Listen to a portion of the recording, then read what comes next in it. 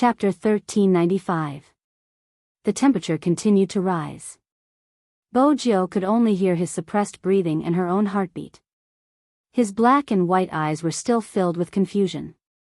She placed her hands on Chin Mo's waist and bit her lips lightly. They were slightly red, like flowers in the morning, with dew on them. The numbness hadn't subsided because when she glanced up, she seemed confused. Why did they stop? Chin Mo's gaze sank. Chin Mo's eyes sank. After taking a deep breath, he covered her with his jacket and kissed her again. But this time, it was just a kiss. After all, even at this stage, young Master Chin hadn't forgotten that the location wasn't right.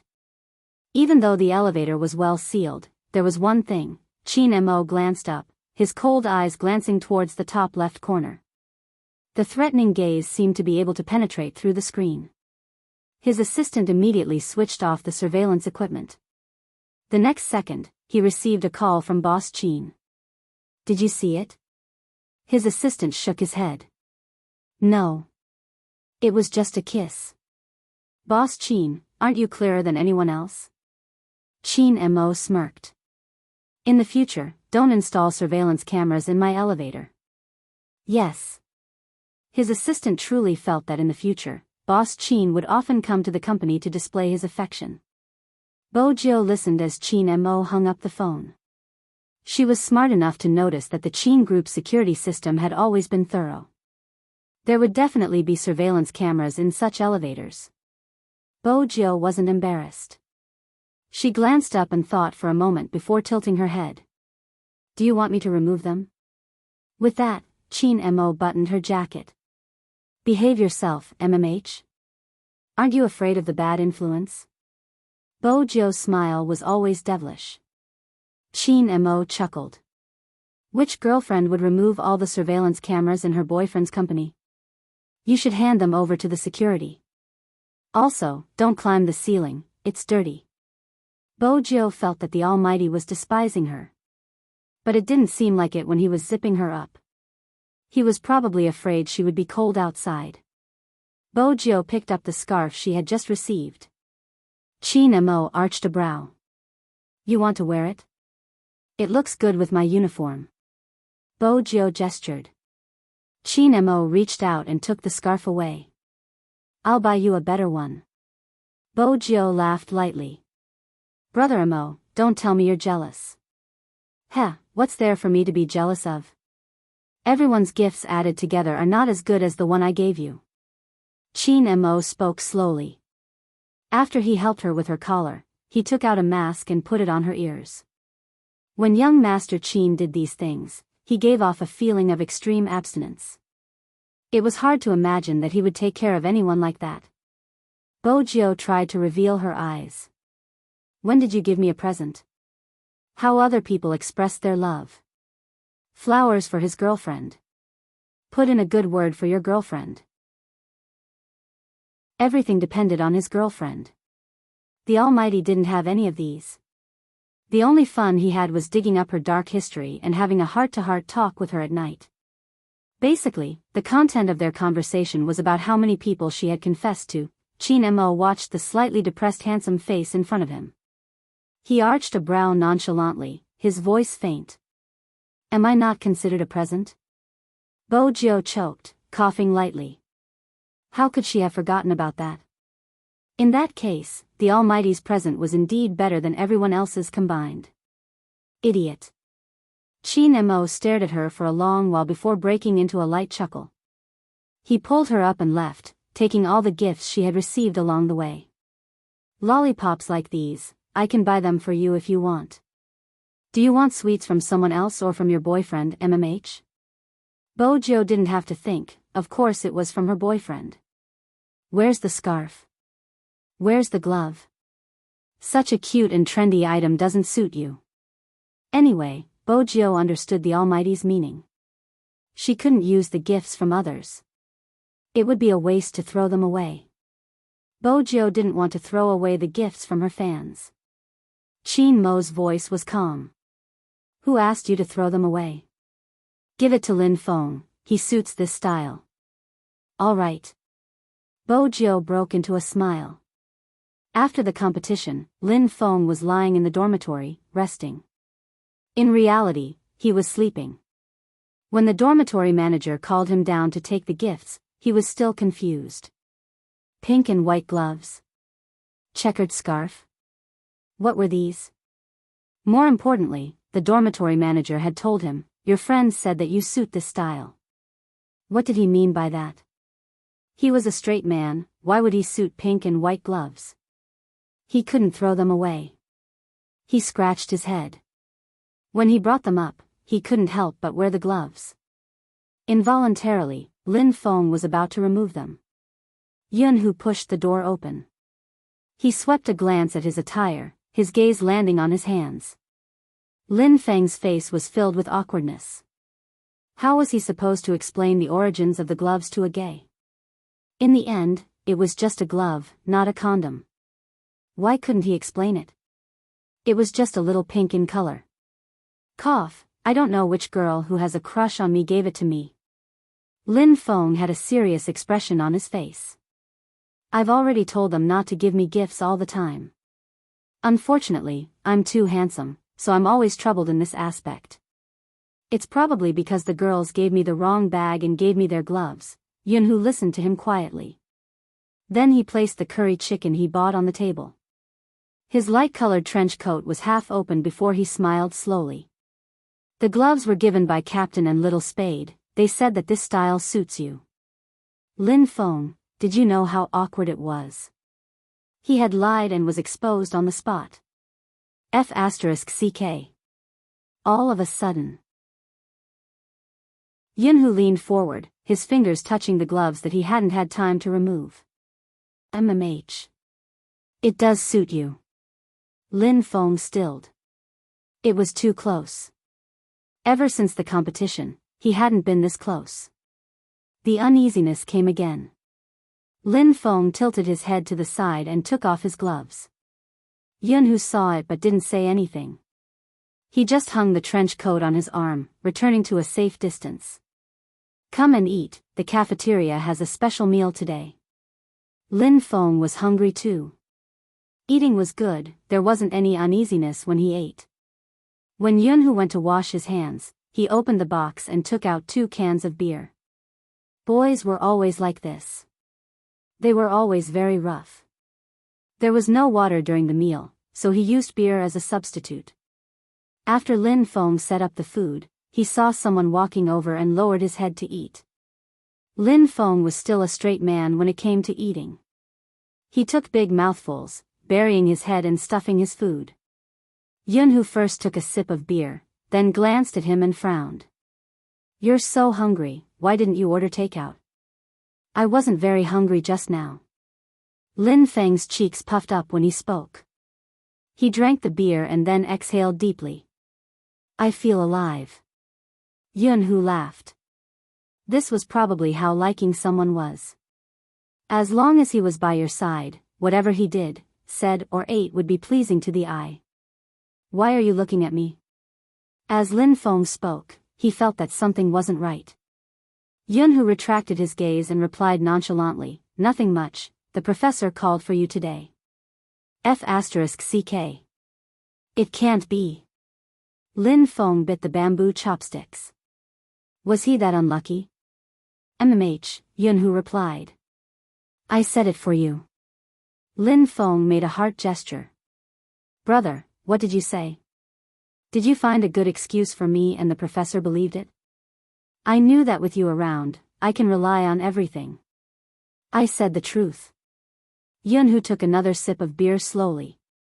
He said that due to your heavy extracurricular work, you will continue to skip classes and asked him to discipline you when he has time.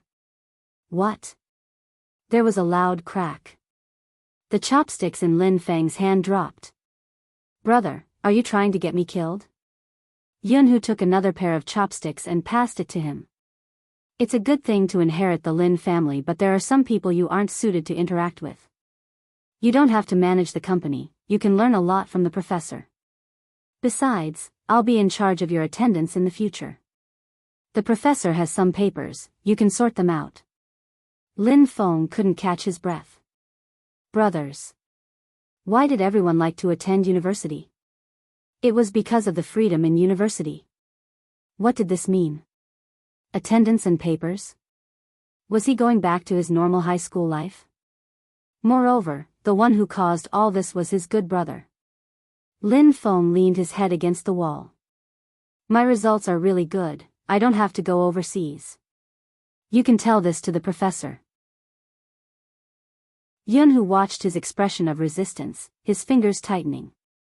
Or do you think it's better to work at the construction site than in school? Lin Feng hesitated. That's not it. Yunhu arched a brow. Is it because of people? Who? Lin Feng didn't reply. Just then, Yunhu's phone on the table rang. The name that flashed on the screen was not unfamiliar to him. It had been this number before he left the country, and it was still the same number now. That boy. Lin Feng watched as Yunhu picked up the phone. He didn't seem to have anything to hide. What is it? Lin Feng didn't hear the voice on the other side. Because he could not stand the situation, he simply stood up and walked away under the pretext of grabbing another can of beer. His head felt heavy, and he didn't know what he was thinking. He clearly wanted to take a beer, but in the end, he took out a bag of spicy sticks. What was going on? Lin Feng looked at the things in his hands and estimated that it was about time before he walked back. Sure enough, when he sat back in his chair and picked up his chopsticks, Yunhu had already hung up. You eat first, I'm going out for a bit. Lin Feng grunted in acknowledgement. He lowered his head and stuffed another mouthful of rice into his mouth. Then, he added, I might go out later too. Take the key with you. Yunhu glanced at him. Where are we going? Lin Feng thought to himself, you're going out on a date, why do you care where I'm going? The report should have been submitted some time ago. Yunhu knew it was about the Lin Corporation and he knew who was in charge of Lin Feng. Didn't I say to stay in school? Lin Feng placed the beer in his hand down. I think it's better outside, I'll tell the professor. Yunhu tightened his grip on the phone. You think it's better outside? Heh, I'm being a busybody. Lin Feng was annoyed by the sound of the phone. No, everyone thinks differently, right? You're so smart, so you'll definitely be suitable in school. I'm different. It's not like you don't know that I've always been slow in this aspect. With a personal system to guide me, I can grow faster. Plus, the company can't wait for me that long. So, you think I can't bring you along? Yunhu tilted his head and seemed to smile. Lin Feng didn't want the atmosphere to be too tense. Firstly, the competition had just ended, and secondly, Huzi had just returned. Lin Feng glanced at Huzi's phone screen. All right. Don't you have to go out? I can handle my matters. I'm not a child anymore. Basically. This kind of excuse. It could be said to be a complete rejection. Yunhu's hand fell to the side, his eyes looking at the person standing in front of him. Sometimes, he really wanted to ask a certain someone. You can't accept a man. Or you simply can't accept me. But he couldn't ask such a question. Because once he asked, it would be equivalent to forcing everything into a corner. Since he had already told him. This time, he wouldn't be like the previous time. He was determined to turn him gay. So, no matter what, he wouldn't retreat just like that. We'll talk about this when I come back. Before Yunhu left, he reached out and caressed Lin Feng's head. Lin Feng was a little stunned. When the door closed, he couldn't eat anymore. What was this? Didn't Yunhu know how to keep a distance? Or was it because he had completely put him back in the position of a good brother? Hence, he wouldn't be so careful with his actions. Lin Feng threw himself onto the bed. He didn't turn on the lights as the sky gradually darkened. That phone number appeared in his mind again. It seemed it was better to move out. If he didn't move out, the direction was getting more and more wrong. Perhaps it wasn't something wrong with Yunhu. It was him. What exactly did this F** get up feeling mean? Lin Feng raised his hand and placed it on his forehead. He told himself. Things had already come to this stage. It was already useless to say that he regretted it. The competition was also over. It was already the second half of his third year. The school wouldn't say anything even if he moved out. If the professor said it seriously, he would get permission. Everything was fine. He was still greedy for the gentleness that belonged to him in the past. Not long ago, he didn't have the right to have it anymore. Those two people were very good. He could only say. They probably weren't fated in this life. They were destined to be in the position of brothers. It wasn't that the timing wasn't right. It was just that the timing wasn't right. In this world, it was the easiest thing to regret. It was probably because you were determined to turn gay. Chapter 1396. Lin Feng didn't wait for Yunhu to come back. He found an excuse, sent a message and went home. When Yunhu received the message, his eyes dimmed. The boy looked at it. It's him? Yunhu kept his phone, his voice calm. I've arranged everything for you. Look for Director Xiao when you get there. Don't appear here again. The boy wanted to have something with Yunhu. But he realized that the person who asked him to act was too hard to get close to. No, it wasn't just hard to get close to. He had never intended to have anything to do with any boy other than that person. After the act, the boy realized it. Hence, after receiving the money, he was well behaved. This time, it was something they had agreed on beforehand. But the boy didn't understand why this person wanted him to go out of town. Mr. Yun, can I ask when I can come back? Yunhu glanced at him. I said don't appear here again. The boy paused, feeling the impatience. In reality, Yunhu's temper wasn't good to anyone. Only Lin Feng. Most of the time, as Lin Feng had said, as the only grandson of the Yun family, he didn't care about anyone's feelings. Even if he had a good upbringing. But his nature was arrogant. That was probably what he meant. The boy didn't dare to say anything else. He knew that even though this person was a university student, with his family background, it would be easy to make him disappear from this circle. Moreover, his current boss had given him the title of VIP. After Yunhu met him, he called his good friend, his voice emotionless. Murongan, what do you mean? From what you said, did you meet him? How is it? I saw you take him away previously, so I kept an eye on him. This time, I asked him to contact you directly. Brother, you're finally enlightened. Yes, Lin Feng isn't bad, but people are straight, right? With your thoughts, he definitely wouldn't be able to understand them. Moreover, I feel that even if he understood them, it's not like he'll. Before he could finish his sentence, Yunhu interrupted him. I seem to have warned you before, don't talk about people like him in front of me. Okay, I was wrong. Murongan didn't want to anger this boss.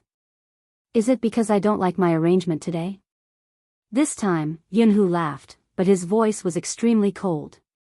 If you continue to arrange these messy things, you know what the consequences will be. Murongan's back stiffened, and he immediately restrained his tone. Alright, I know you're being conservative. The competition is over, so what do you plan to do next? Didn't you say you wouldn't go abroad? Yunhu replied faintly, knowing that he wouldn't mess around. Stay in school. It's as simple as staying in school. Murongan had long wanted to do something with this big shot. Apart from him, probably no one else knew how powerful this big shot was.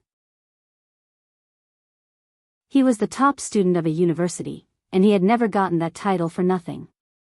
When it came to international discussions, those professors would always bring him along. This was a very powerful thing. Ordinary people might not be able to feel it, but businessmen would understand.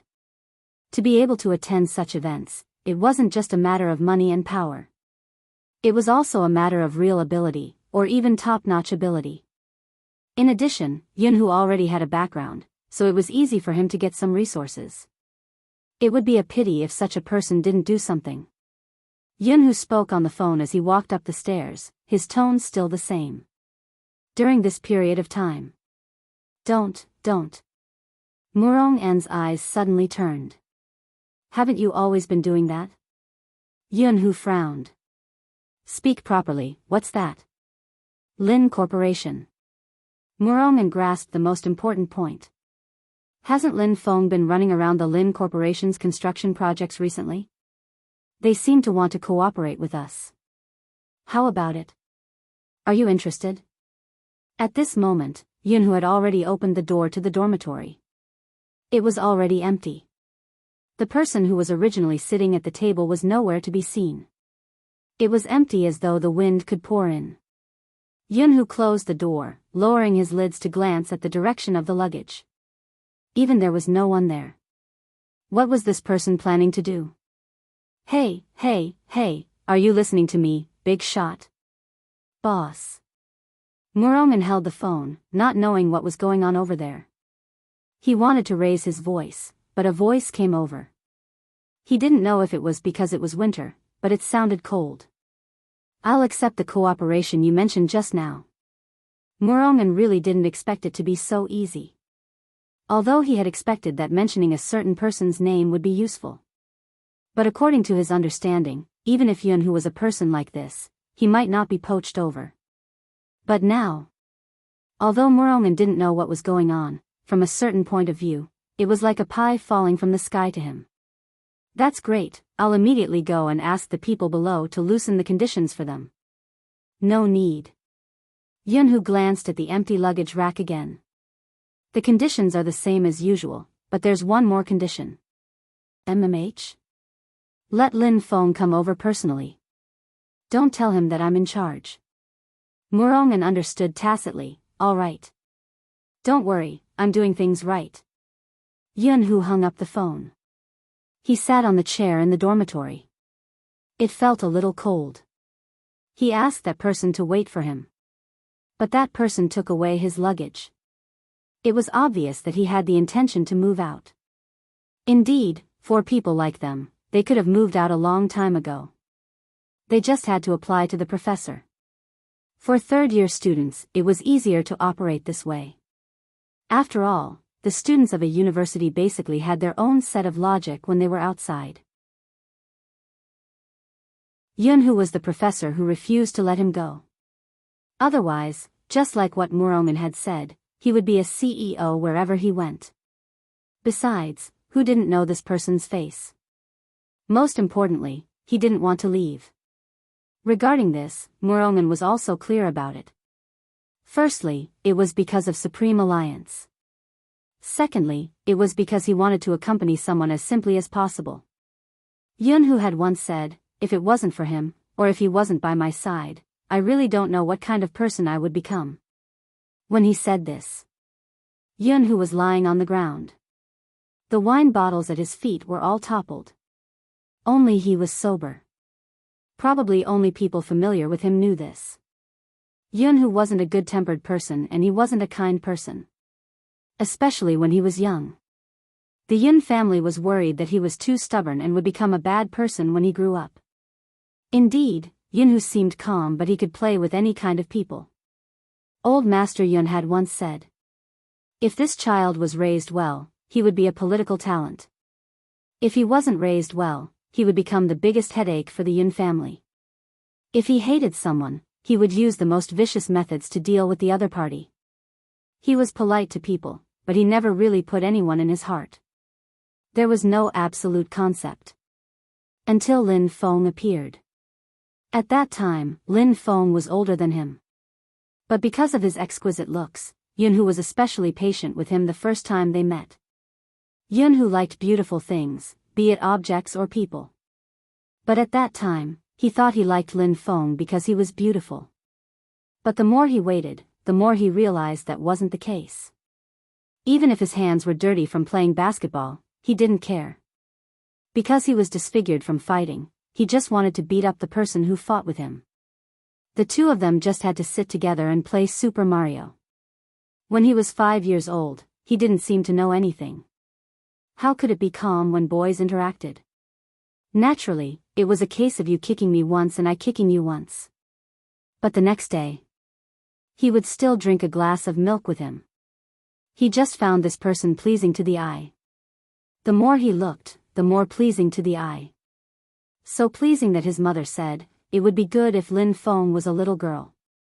Look at how interesting it is when they are together, they even eat at the same time.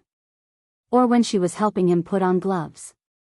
Playing with Lin Feng again? You child, only Lin Feng can make up with you. Old Li has been crying for 3 days. Didn't he just break one of your game controllers? You don't want to play anymore. Lin Feng has broken so many of your controllers, but I've never seen you act like this. Old Li's boy wasn't ugly, he really looked like a doll. But he still felt that the yawning kid was the cutest. Especially the way he protected him. It was unforgettable. But now, he didn't seem to be protecting him anymore. He even wanted to move out. Yunhu sat there, unsure if he was smiling or something. The corners of his lips were pressed down and he looked lonely from afar, on the other side. Mother Lin was surprised to see Lin Feng return home. Why are you back at this hour? Why did you bring so many things? I don't have class tomorrow. Lin Feng replied vaguely. I have a project to work on. This place is close to the company so I came back first. I'll talk to the professor. Mother Lin looked at him.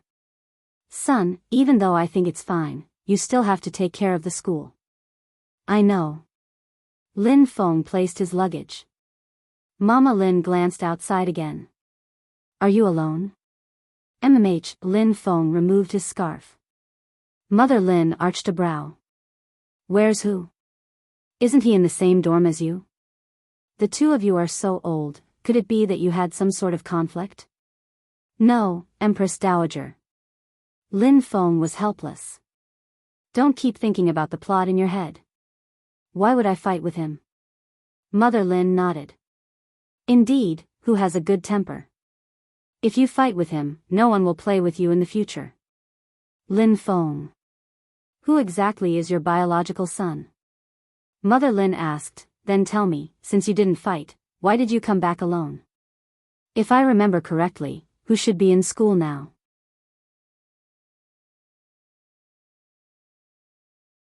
Chapter 1397.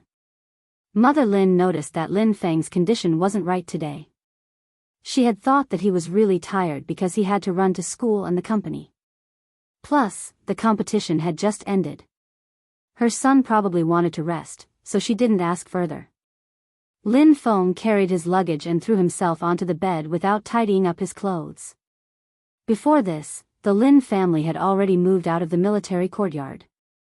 Their neighbor was no longer the Yun family. It was probably because of the gap that had always existed. That was why it was like this now. Fortunately, the competition was over. However, there was another meaning to the end of the competition. Even the interaction between the two of them was about to come to an end. In the past, they could still be connected through the competition. What could they rely on in the future? In the adult world, there had to be something.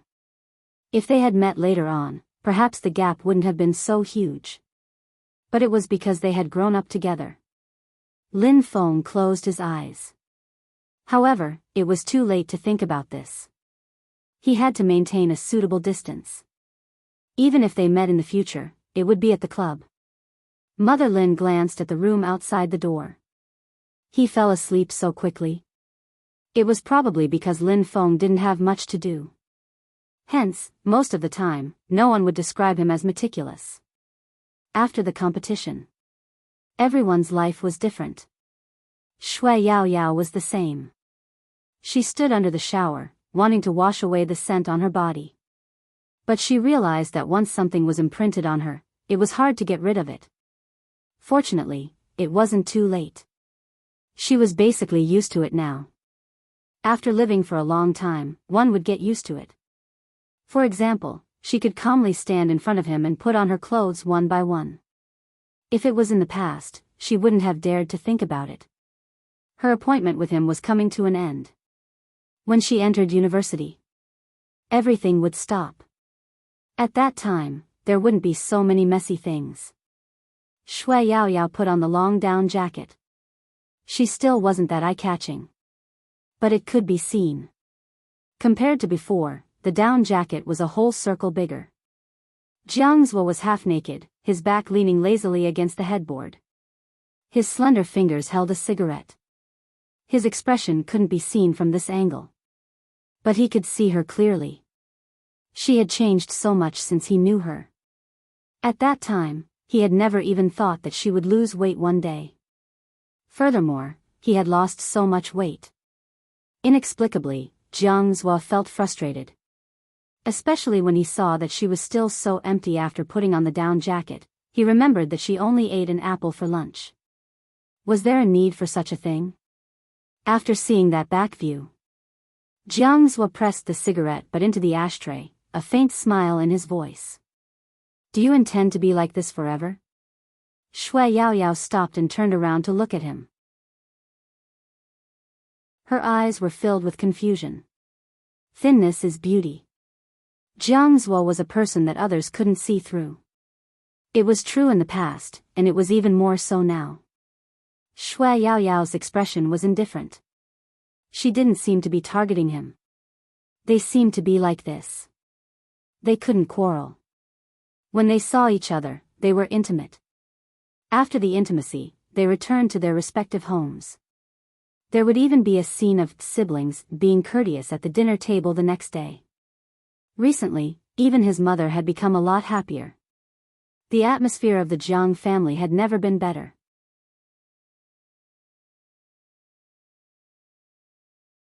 Chapter 1398. Oh, no.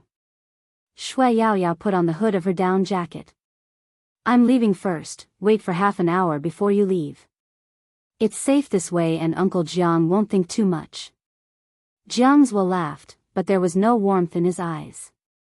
You're different from before. You're really thoughtful now. Shui Yaoyao didn't study the meaning of his smile. She took the things. Be careful. The Jiang family needed them to be harmonious. This way, her mother's life would be much better. In reality, she didn't want to continue like this. After all, in some people's eyes, they would always be basking in the glory of the Jiang family. Shui Yaoyao didn't deny this. But she didn't play sports. Shui Yaoyao had heard the comments of people in his circle. Play sports? She's still playing at this age, girls playing esports. Like the female casters? The last sentence was always a little flirtatious. In the entertainment empire, the Jiang family held many business gatherings. Jiang Zuo didn't know why, but he suddenly figured it out. Shui Yaoyao had always understood that Uncle Jiang marrying her mother was just nostalgia. In his heart, he still liked the woman who had a similar voice and appearance to Jiang Zuo. Jiang Zuo had a good temper and Uncle Jiang was happy all day. Even such business gatherings were mostly controlled by Jiang Zuo. The people who came seemed to know her and her mother's identity. There was no disrespect. There was no respect. Of course, there were still some gossip. The daughters he knew, her classmates, would always say a few words when they saw her. Most of them were to wake her up, not to have wishful thinking and not to think that she could do anything just because she was close. Shui Yaoyao didn't speak. If she had a choice, she wouldn't want to return to the Jiang family. Compared to these occasions, she would rather stay in Uncle Yin's internet cafe. There was cocoa, feng shang, and Uncle Yin's various instant noodles. It was a warmth that wasn't present in the Jiang family. Very few people cared about her studies. Other than Coco, who would nod her head and say, "Really, why is it so difficult? Are all the questions in the country so difficult? My head is about to explode." As a young master who grew up overseas, he wasn't used to the lessons in the country. Because of this, Coco even called his captain and asked pitifully if he could tutor him. As the student representative of a university, the captain had never been weak in science. "I only tutor my girlfriend." Almighty Qin's words completely froze Coco. Even now, Shui Yaoyao found the scene hilarious. Because it was rare that Almighty Qin didn't hang up the phone. He added, also, don't always call to disturb my relationship. Can't you guys solve this kind of small matter yourselves? After Coco was hung up on, he posted on Weibo, Captain, have you ever considered the feelings of us single dogs? Why is the question so difficult? Many people were comforting her at the foot of the stairs. But what was even more heart-wrenching was that most of the fans were asking, how did you show off? Tell us about it. Coco finally caught him, and he started to complain about his captain's usual behavior. Because it was Weibo. Bo Jiu would come to take a look as well.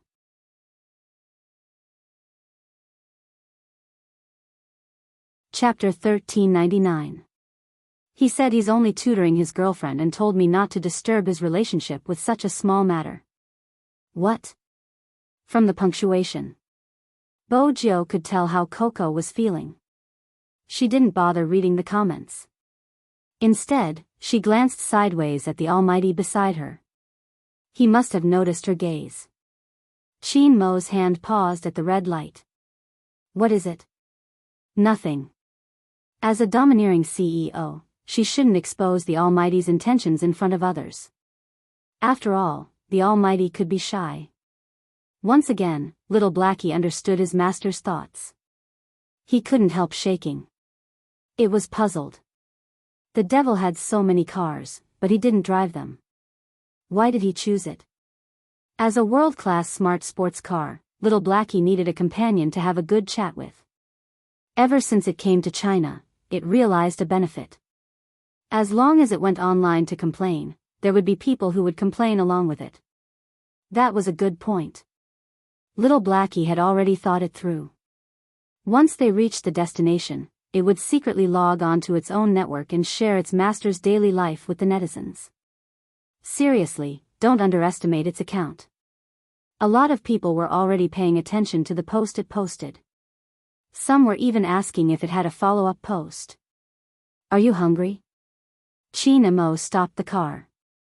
The reason he asked was because she was whistling restlessly again. Bo Jiu smiled. A little, I'll get some. This was a good spot. There was a Burger King next door. Bo Jiu wore a mask. She relied on her long legs and didn't take a detour. Instead, she used the stairs that were half the height of a human to climb over. Qin Mo frowned when he saw her from the car. But her actions were indeed handsome. The black coat carried the wind as it fell.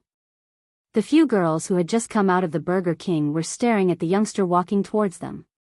Long legs, slim waist, and silver hair with a mask. They couldn't help trying to guess her identity. Their first thought was that she was an internet celebrity. But she didn't look like one. After she entered, she took out her wallet and didn't remove her mask the entire time. Instead, she bought a bunch of things. From his voice, they couldn't tell which streamer he was. It's such a pity that such a big brother doesn't dabble in the internet. The girls still wanted to find some clues. The youngster had already bought the good stuff.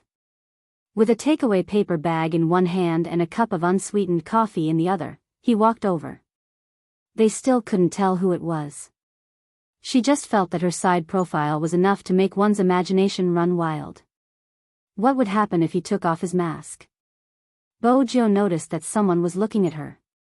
She didn't avoid it, her eyes curved into a smile. In an instant.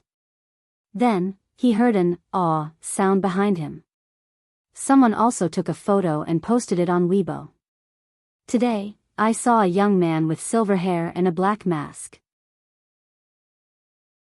He climbed the stairs to buy a burger. Although I didn't see his face, I felt that he was very handsome. The words "black mask" and "silver hair" quickly caught everyone's attention. After all, he had left a message with Coco. Now that he saw the key words appear, he couldn't help but smile. Many people's first reaction was, am I thinking too much? Why does this back view resemble my big spade so much? Definitely. In the game, it's normal to climb over stairs to buy a burger in real life. Ah. The more I look at him, the more he looks like my Almighty Z. Almighty Z? Who was that? The girl who posted the photo didn't play games, so she didn't know anything about esports. But that was it. Strangely, the number of shares on her Weibo suddenly increased to a frightening level. Many people were at her, asking for her coordinates. Of course, there were also sober ones. I just came back from that place. I'm so sad, I feel like I've missed my big spade. It's probably too late to go over now. Am I the only one who noticed that Big Spade was holding a cup of coffee besides the Coke? He must have bought it for Almighty Chin. He must have bought it for Almighty Chin +1. Almighty Chin always lets his girlfriend buy things while he stays in the car. Let his girlfriend take revenge for him. Let his girlfriend fly him. Facepalm, I don't want to say anything about Almighty Chin's relationship. As a senior Chin fan, I just want to say, Big Spade, you can't return it. The fans' worries didn't come true. After all, what kind of person was young Master Chin? How could he give someone the chance to return him? He asked someone to get out of the car to buy things, more or less because his phone kept ringing. And the caller wasn't anyone else, it was his mother, Movie Queenan. It wasn't just the phone. There were many WeChat messages. Why isn't your household registration book in the family? I received a call from Country Y today, saying that they want to have a marriage alliance with our family. I asked your father, and you actually agreed. You actually agreed, Chin Mo. Let me tell you, if you dare to abandon my Gio, you're finished, let me tell you. Movie Queenan had always been elegant, but no matter how elegant she was, when her son didn't even reply to her messages, the anger in her heart rose layer by layer. This cold boy, was he courting death? Her manager was trembling at the side, reminding her softly, there's media, there's media. How could she still care about the media at this time? She took a deep breath, her beauty in full swing. Continue to call him.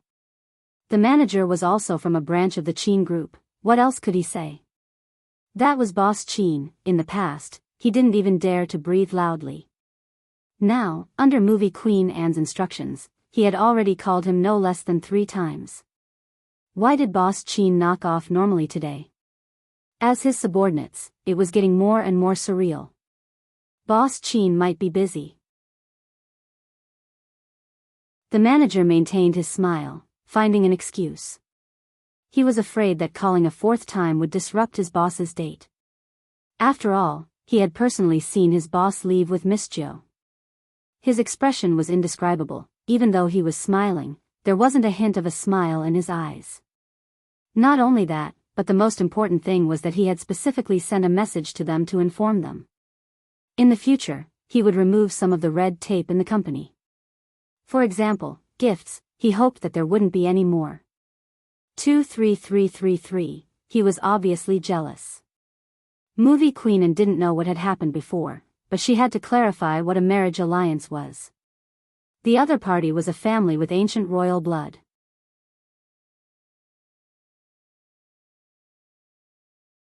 Chapter 1400. Movie Queenan thought about it. Just then, the phone in her hand rang. The caller ID showed that it was the cold kid from her family who never picked up her calls. Movie Queenan raised her own son and was very familiar with his ways. She didn't appear to be in a hurry. Instead, she prepared to ask him slowly, what do you intend to do? Madaman, I don't understand you. Chin Mo looked through the car window, his eyes landing on a figure not far away under the light. Just that one sentence. The elegant Movie Queenan adjusted her shawl. Don't feign ignorance, your grandfather said that someone came for a social gathering and you agreed. Chin Mo was nonchalant, calculating the time a certain someone would be back. MMH, which family's son was like this? Just an MMH? Movie Queenan really wanted to call her husband. Chin Mo seemed to have guessed his mother's thoughts. Before you complain to my dad, you can ask grandfather which family is the one hosting the event. Why didn't I ask? He said it was an ethnic Chinese who left China before the founding of the country. He has an ancient noble bloodline from Country Y. The more Movie Queenan spoke, the more her imagination ran wild. You bunch of capitalists, socializing for the sake of profits. Qin Mo knew that his mother had shifted her resentment towards his father onto him. You didn't investigate carefully, you can ask grandfather and you will know why I agreed. Movie Queen narrowed her eyes, changing the topic immediately. Why don't we have your household register at home? I gave it to your little male almighty, Qin Mo said casually. Movie Queen thought for a moment, going straight to the point. What does giving the household register have to do with the socialization? Your little male almighty needs a hint before he acts. Qin Mo didn't deny it, revealing more information. Movie Queen felt that there was a trap behind it. Are you trying to trick Joe again? Madam, watch your words, we are mutually in love. Qin Mo glanced out of the car window, his long fingers tapping on the steering wheel. All right, she is coming back soon. You can ask about the socialization. Also, Mizzen, I don't mind if you become a fan of your little Prince Charming, but don't be too ostentatious. For example, don't show up at the gift-giving events that are organized. You know your own influence. If you show up, the attention will be too much. Movie Queen was indignant. You make it sound as though I'm troubling you. I'm helping my male idol gain popularity. In the future, the Qin Group will create a few more sales channels for anti-fans like you. You can invest your money in your little almighty, Qin Mo said casually. Movie Queen tilted her head and glanced at her manager. Your boss Qin even wants to earn money from me, his mother. Goddess, the media. Qin Guan's agent broke out in a cold sweat. He had never seen anyone with more personality than Boss Qin. Qin Mo returned to the original topic. Don't call again, it's better not to let her know about this. I'm still waiting for her to marry your son. Movie Queen, the agent didn't know what to say anymore. He just wanted to cover his face. He really didn't expect Boss Qin to be such a person. After Movie Queen hung up the phone, she was extremely happy. When the corners of her lips curved up, she was incomparably beautiful. My cold little boy finally got it, so that's what happened. The agent exclaimed in surprise. He wanted to ask Movie Queen, wait a moment. Didn't you hear what Boss Qin said about waiting for her to marry him? To put it simply, he was going to marry her. The sole heir of the Qin Group. He was chased by countless fans. The most popular, most valuable, most profitable, and most good-looking almighty Qin. He was going to marry someone. Marry someone? The agent felt that he needed some time alone. Really, in the days to come. Boss Qin was going to marry someone else. Who was going to manage the Qin Group? And the business circle, the internet, the media, the agent could almost predict such news. What kind of explosive consequences it would cause. He still wanted to ask Boss Qin how he could say something like, waiting to marry, so naturally. From Movie Queen Anne's words, it seemed like he had set a trap for him. Shameless, he was really shameless. As a top smart sports car, little Blackie also wanted to say the same thing. He had been listening to the entire call from the devil. No wonder he had sent his master his household register. It was a premeditated plan. His master had actually thought that the other party was shy. Little Blackie really, didn't know what to say. The scariest thing was that the devil could even see through the car's thoughts. The first thing he said after hanging up was, I guess I have to erase your data. Little Blackie watched as his slender fingers started to tap on the screen. He couldn't help hugging his chubby body. With my loyalty to Master, I won't say anything if Master doesn't ask. Oh. Qin Mo arched a brow. That's really loyal. It's fine if you don't say anything. She's here. Little Blackie immediately shut up. The moment Bojio stepped into the car, she felt that the atmosphere inside was a little strange. But very quickly, she was tempted by the Almighty's next move.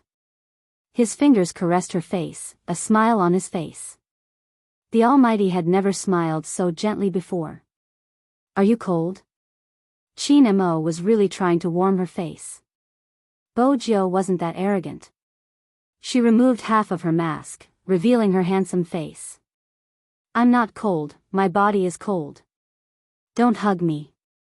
The colder you are, the more I want to hug you. Chin Mo caressed her head. With that, Bojo threw the strange atmosphere to the back of her mind. Besides, Chin Mo didn't start the car immediately. Instead, he opened a hamburger and fed her while letting her drink the cola. From time to time, he would laugh softly. When he laughed, even the moonlight outside would pale in comparison.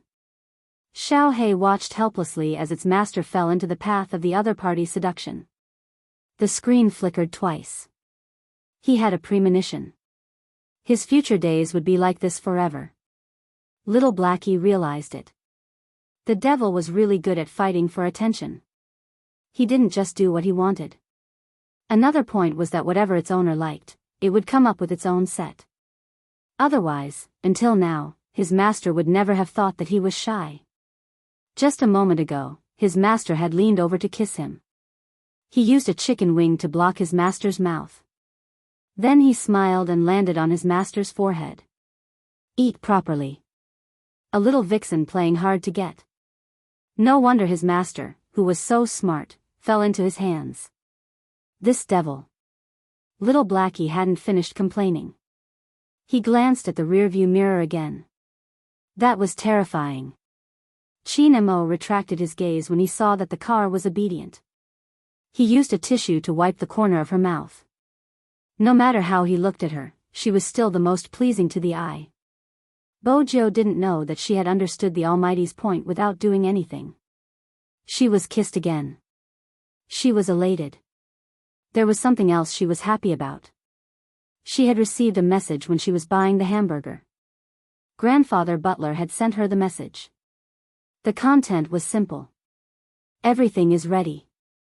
I'm now proposing marriage to the In family. Proposing marriage? Bojo realized that she loved hearing this word. Once Grandfather Butler was done, she could start on her side. Chin Mo didn't know what she was smiling about. There was obviously a mischievous smile on her face. On the other hand, Grandfather Butler was rather formal. A tuxedo was a must and he had brought along his most sincere cooperation. Everyone knew that Old Master and didn't meet people casually. The In family was different from the Chin family.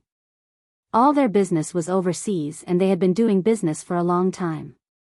People often said that wealth didn't last 3 generations, but this had never happened in the In family.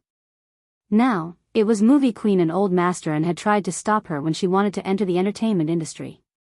But because of that kid from the Chin family, Old Master and had relented. After all, that person had said that no matter what, someone would inherit the In family's business. To say that this point had really been achieved. Especially his grandson, who had been outstanding since he was young. Many people wanted to get to know him. Most of them were socialites. Both domestically and overseas. But Old Master knew better than anyone else. That kid had always had someone in his heart. It was also because of that person that Old Master had never asked about his grandson's marriage. Because he knew better than anyone else how long his little grandson had waited outside the door with the amulet when he had moved back from overseas. Honestly speaking, that was the first time he had seen his grandson in such a vulnerable state. His mother had been worried that his grandson didn't want to return. In reality, it wasn't just that he didn't want to return. It was that his little friend had suddenly disappeared. That was also the first time he had heard his grandson ask such an innocent question. At that time, his grandson had been really young. No matter how young he had been, he had only reached his waist. He had raised his exquisite little face. Grandfather, do you think she will come back? Old Master had been in the business world for many years. With one look, he could tell that the family next door wouldn't be coming back.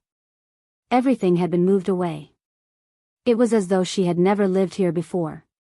The connection had been cut off so suddenly. Something must have happened. Old Master knew it clearly. But he still told his equally rational grandson a small lie. She will she likes you, so she will definitely come back. But I quarreled with her. The little grandson was like a little prince. He stood under the moonlight, still wearing that little suit.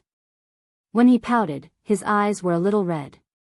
She is so stupid, she doesn't even know how to use the blanket at night. She always likes to climb over the wall. When she plays games, she doesn't care about anything else. She doesn't even know how to roll up her sleeves when she brushes her teeth. At that moment, old Master finally understood. The child next door.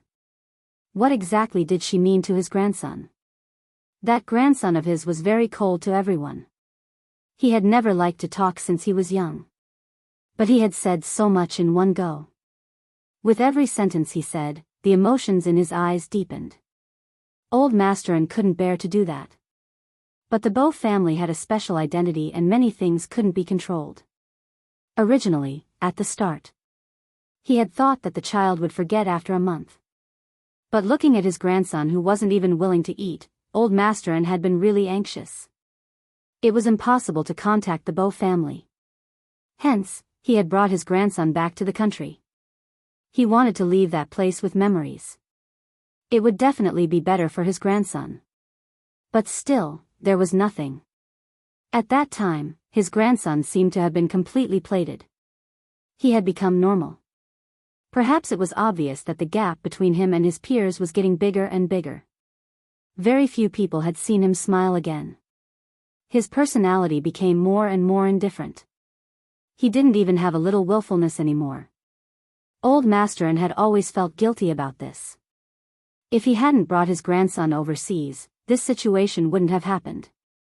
Just like that, 1 year passed. 2 years passed. Old Master had thought that time was enough. When people came to befriend him, he would see if there were any cute children of the same age. That way, his grandson might get better. But very quickly, he also realized that no matter how cute the children were, his grandchildren were all the same. He didn't have those people in his eyes. Except for those 2 or 3 of his good buddies. When little girls came, he wouldn't even lift his eyes. At that time, there were tomboys who liked to climb over the wall. The girls raised in the military compound were more or less tougher than the girls outside. But his grandson was still indifferent. Maybe he thought he was indifferent. Grandpa clearly remembered what his grandson had said before he went to bed that day. "Grandpa, don't worry. She never climbs over the wall like this. I'm always worried that she'll fall off the wall, but she doesn't worry and doesn't look at anyone. You said that she likes me so much, so she'll definitely come back. I'm still waiting." Old Master had never thought that a boy who wasn't even 10 years old would say such a thing. He didn't sleep for the entire night. When he woke up the next day, during breakfast, he treated his grandson the way he would treat an adult. Because Old Master knew that he couldn't treat his grandson, who had a heaven-defying IQ and EQ, like a child.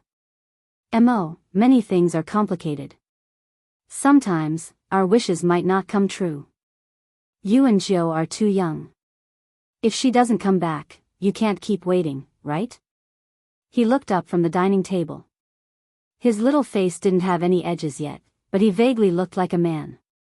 If she doesn't come back, I'll look for her. It's not a big deal. If I can't find her in a year, I'll look for her for 2 years. If I can't find her in 2 years, I'll look for her for 3 years. After a long time, I will find her. If I really can't find her, I'll stand in the most dazzling place for her to see. I taught her the Chinese characters, she can't just eat them. Old Master didn't say, "What if she forgot about you?" But what happened next was beyond his expectations. It wasn't that she forgot about him. It was that his grandson forgot about the person he had been looking for. Every time Old Master thought of this, his heart would feel terrible. He couldn't help but feel terrible. He forgot about the person he liked so much. How would his grandson feel? This thought made him unable to sleep. Now, he actually saw a certain symbol again.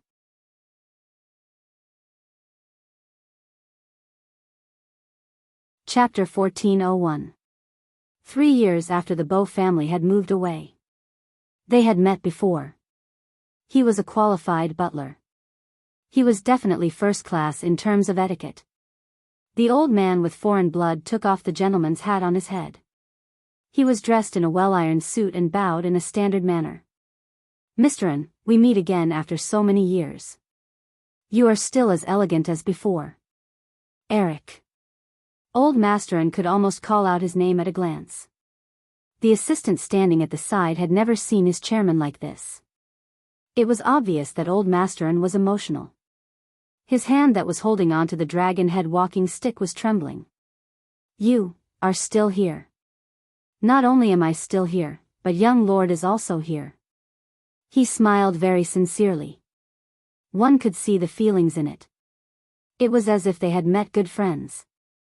The assistant watched as the butler, who seemed to have walked out from the 19th century, walked to the chairman's side. "To be honest, Mr. N, I came this time to help our young lord with something." Although grandfather Butler did not have Chinese blood, when he spoke in Mandarin, his pronunciation was very good. It was just a little exotic. When young Lord was young, she was taken care of by Mr. N's family, especially young Master Chin. Young Lord has always remembered how well he treated young Lord. Although I haven't seen it with my own eyes, ever since young Lord moved away, almost all the topics were about young Master Chin. Now that they have grown up and are together again, I wonder if Mr. N's words from back then still count. The two families are on good terms. "You are the one who wants to propose?" Previously, Old Master N had only received a visit letter. He didn't know who the person was. He had wanted to ignore it. But when he thought about it, how could such a thing happen? Which family would mention the N family when proposing? They had mentioned his grandson. This was something that only a bear's heart and leopard's gall would do. But what Old Master N didn't expect was that his grandson had actually agreed to it after hearing about it. Agreed? This wasn't like him at all. In the past, he had always been indifferent when someone brought up this matter. Not to mention agreeing. As smart as Old Master N was, he immediately thought of something. His grandson knew the person who had written the visit letter. Otherwise, when he had received his grandson's call and asked him to come over to explain this matter, there wouldn't have been a smile in his voice. He still remembered his grandson's reaction when he heard the news. Really? He came to propose.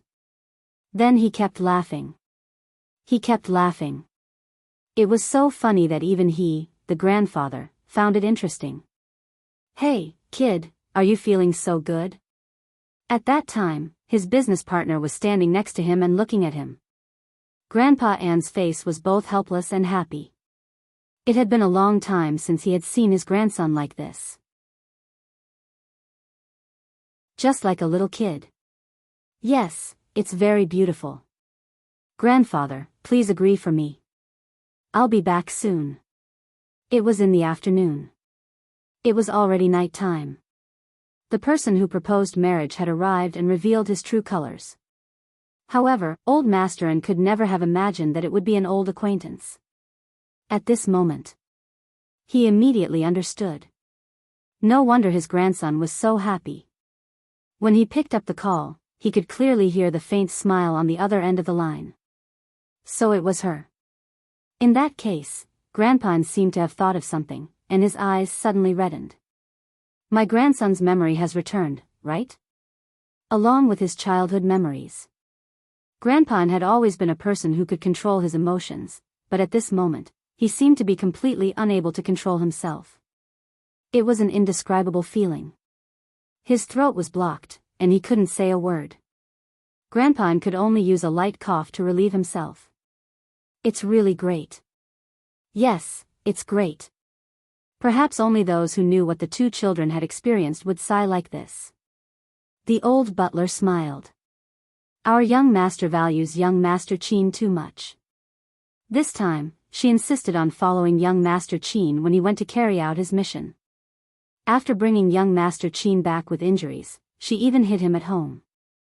You know, she has always treated young Master Chin like a treasure. I don't know what kind of agreement she made with them, but she just wants to keep young Master Chin. When Grandpa N heard this, a myriad of thoughts ran through his mind. So it was that child who brought him back. His grandson's mission had always been confidential. Even his powerful and influential grandfather didn't know about it. But the higher the level, the more dangerous it was. He also had business friends in the Golden Triangle who told him roughly what had happened. Grandpa couldn't sleep for many days. He was afraid that his grandson had been among the flames that had exploded in the river back then. Later, when he couldn't contact his grandson no matter what, there was news from that side. It said that Immerse's emotions were very unstable. With the hypnosis activated, there was a high chance that he would become an internationally wanted criminal. He was as smart as he was dangerous. When Grandpa heard the news, his heart was filled with bitterness. He was such an outstanding grandson. How could he fall to such a state? Was there no one who could trust him? At that time, Grandpa went to the Chin family. Only then did he realize that it wasn't that he didn't trust him, but that there was already a substantial danger. Other than his biological parents, who dared to stay by his side. On the other hand, the soldiers he had brought out were clamoring to see their boss. But it was to no avail. Someone who could find him, protect him, and still choose to stay by his side at such a time. He heard that it was the Fu family. How did it become? Grandpa frowned. Then the Fu family is, regarding this point. The old butler had already thought of an excuse before he came. After Master passed away, some organizations have been trying to destroy the balance in the hacker world or use hackers to do something. If young Lord disguised herself as a high school student, it would be easier for her to hide. She also knows that young Master Chin is in this city, so she came here. Grandpa had seen the photos of the youngster on the internet. The more he looked at them, the closer he felt. Now that he thought about it, it was no wonder that he felt so close. Since that's the case, I have no reason to disagree. Grandpa chuckled. But, Eric, you are wrong again. Here, the word marriage proposal is used by the man to the woman, not by the woman to the man. At this moment, the two of them had already sat down. The assistant handed them tea. The old butler took it elegantly and took a sip before saying, "Mr. I am not wrong." This was all mentioned by young Lord. She said that she used all her pocket money to buy her little Princess Chin. Grandpa also agreed at that time.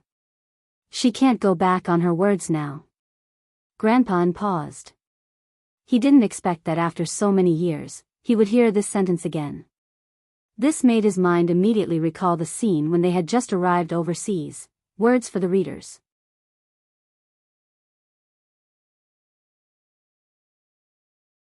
Chapter 1402. Los Angeles, located in southwestern California, was the second largest city in the United States, often referred to as the City of Angels.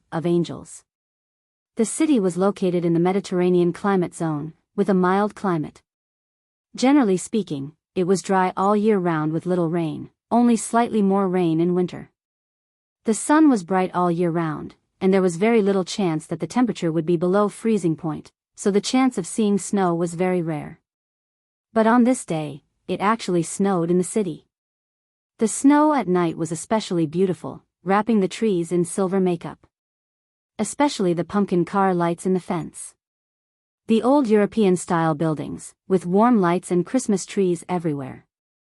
There were also some people in fur coats hurrying by. They rarely had black hair, but they all had different colors of hair, white skin, and high noses. They looked like the magicians described in Harry Potter. When the scenery became a fairy tale, the people in the scenery were even more mysterious. Under the street lights, a Huaxia Hongqi car was parked outside the fence. It was rare to see this brand of car in this place. The car looked a little old-fashioned. But those who knew cars would understand. The more old-fashioned a Hongqi car was, the more valuable it was. No, it was not just valuable. It was more of a status symbol. After all, in that era, to be able to drive a Hongqi car and drive it to Losh was probably the only one who came from Ange. The car door was opened by a professional butler. The butler was still wearing high-quality white gloves. He was a young man with blonde hair. Even his words were in English. "Sir, we're here." The person in the car did not get out quickly. Instead, he turned his head and pointed out the window to the little boy beside him. "This is where we will live from now on. How about it? Do you like it?" The little boy was wearing a white down jacket with a hood. There was a circle of silver-white fur at the collar. He wore a black mask on his face. His face could not be seen clearly, only his voice could be heard. It was a little childish and a little cold. "Yes." Just one word. This was obviously a little too quiet for a 4 or 5-year-old boy. But the old man in the car seemed to be used to it. He reached out and rubbed the little boy's head. "Then, shall we get out?" "Okay." The little boy followed the butler down the stairs.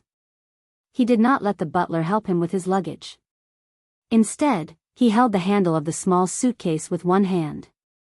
This was the first time the foreign butler had seen such a polite and mysterious child. He looked down and said, "Wow, this box is really cute." The little boy followed his gaze and looked over as well. The little panda's suitcase.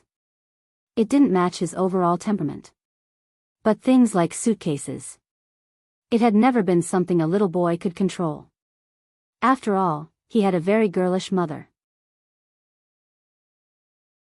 At this time, the old man laughed. He didn't look like a grandfather at all, except for the white hair on his temples. "There's also an Asian kid living next door. Young master, you don't have to feel bored here. I'm sure you'll be able to get along well." The foreign butler thought the boy was being reserved. But when he looked sideways and saw the boy standing under the light, he immediately felt that he was thinking too much. He had never seen a boy like this. He obviously didn't have beautiful golden hair, but he was like a little prince. Standing there, he suddenly thought of a Huaxia poem he had learned, "Young master is like jade." His hair was like fine silk, so black that it was unforgettable. Although his face was covered, his eyes were very deep, as if they could sway the sky full of snow.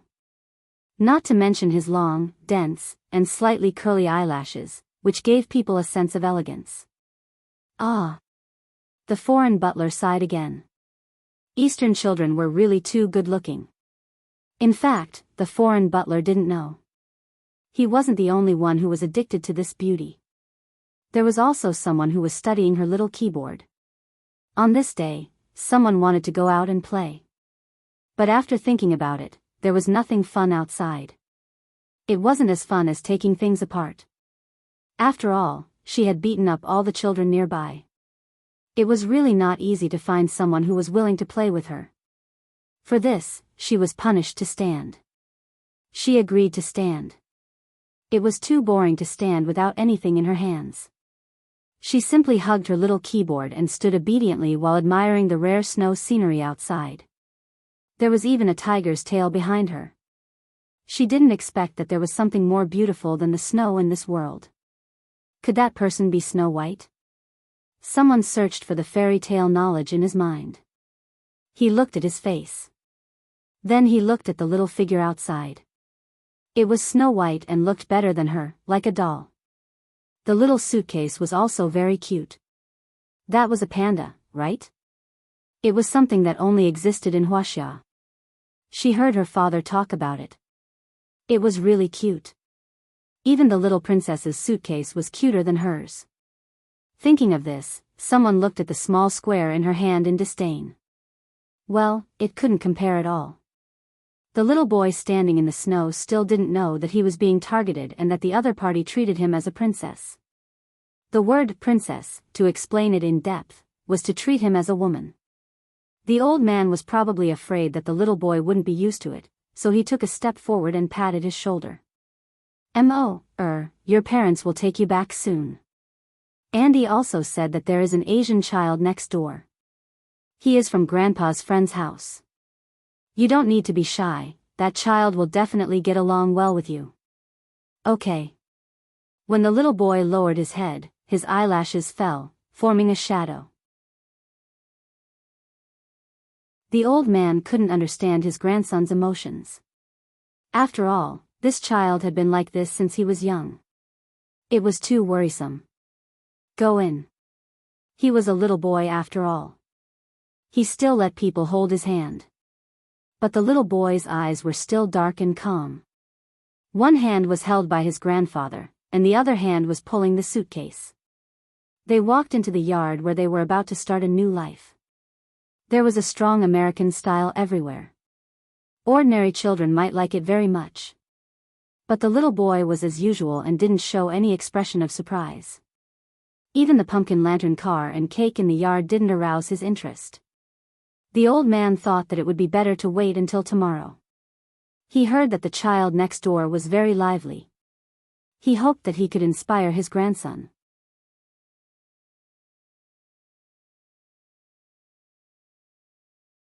Chapter 1403. Dad. This was the first time a certain someone called him. The man who was curled up on the sofa with a comic book covering his face ignored her.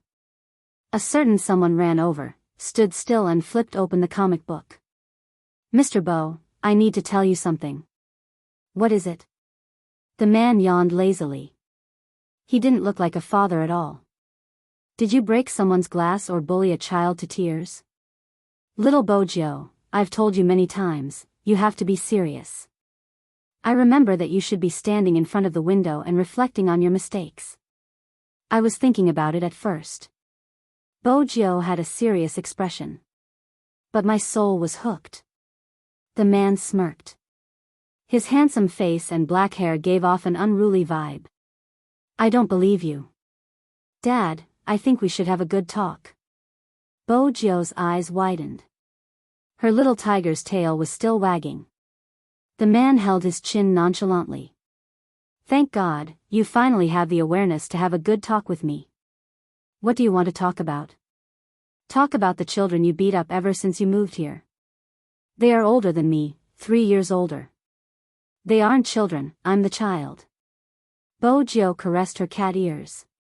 It's a little embarrassing to talk about it. The man leaned back, his long and slender legs crossed. Embarrassed? You? Baby, you don't have this word. Tell me, what do you want? Bojo thought for a moment. She ran to the side and then ran back with a piggy bank in her hands. I want to buy something. You have to tell me about such a small matter. The man stood up, his fingers touching his daughter's piggy bank. Lord Joe, there seems to be the black card I gave you in there. When did his daughter become so generous? Bojo's little face was serious. It's expensive. Although she wasn't sure how much it was worth. But it looked quite expensive. Bojo glanced at the room next door. It was a pity that the little princess hadn't come out after entering. When the man heard this, the corners of his mouth curled up into a smile. Perhaps it was because he was too handsome and had a kind of evil aura. Even though he was wearing a white shirt, he still gave off a beautiful impact. You can ask your mother about this. I can't decide the family's money. Don't forget, I'm a man who lives off a woman. Sometimes, little Bojo admired her father. In front of her mother, he was like a little puppy. When her mother wasn't around. In the next second, he seemed to have changed into a completely different person. Her father said that this was a little secret between the two of them and that she couldn't tell her mother. Mom earned money to support the family, and they were responsible for acting cute. Little Bojo had no objections. Anyway, her father was already an adult and could still act cute. She was a 5-year-old child, so it was not a big deal for her to wear tiger pajamas. When is Mom coming back today? When Bojo asked, she poked her face. It was a little itchy. Her father had never been good at taking care of children. When he heard his daughter's question, his handsome face was filled with resentment. 11 p.m. Let's cook ourselves. Come, Lord Joe, let's play a game. Whoever loses will have to cook instant noodles. How about that? I'm not guessing. Bojo hugged her wallet. I'm still addicted to beauty and can't extricate myself. I'm not in the mood to cook noodles.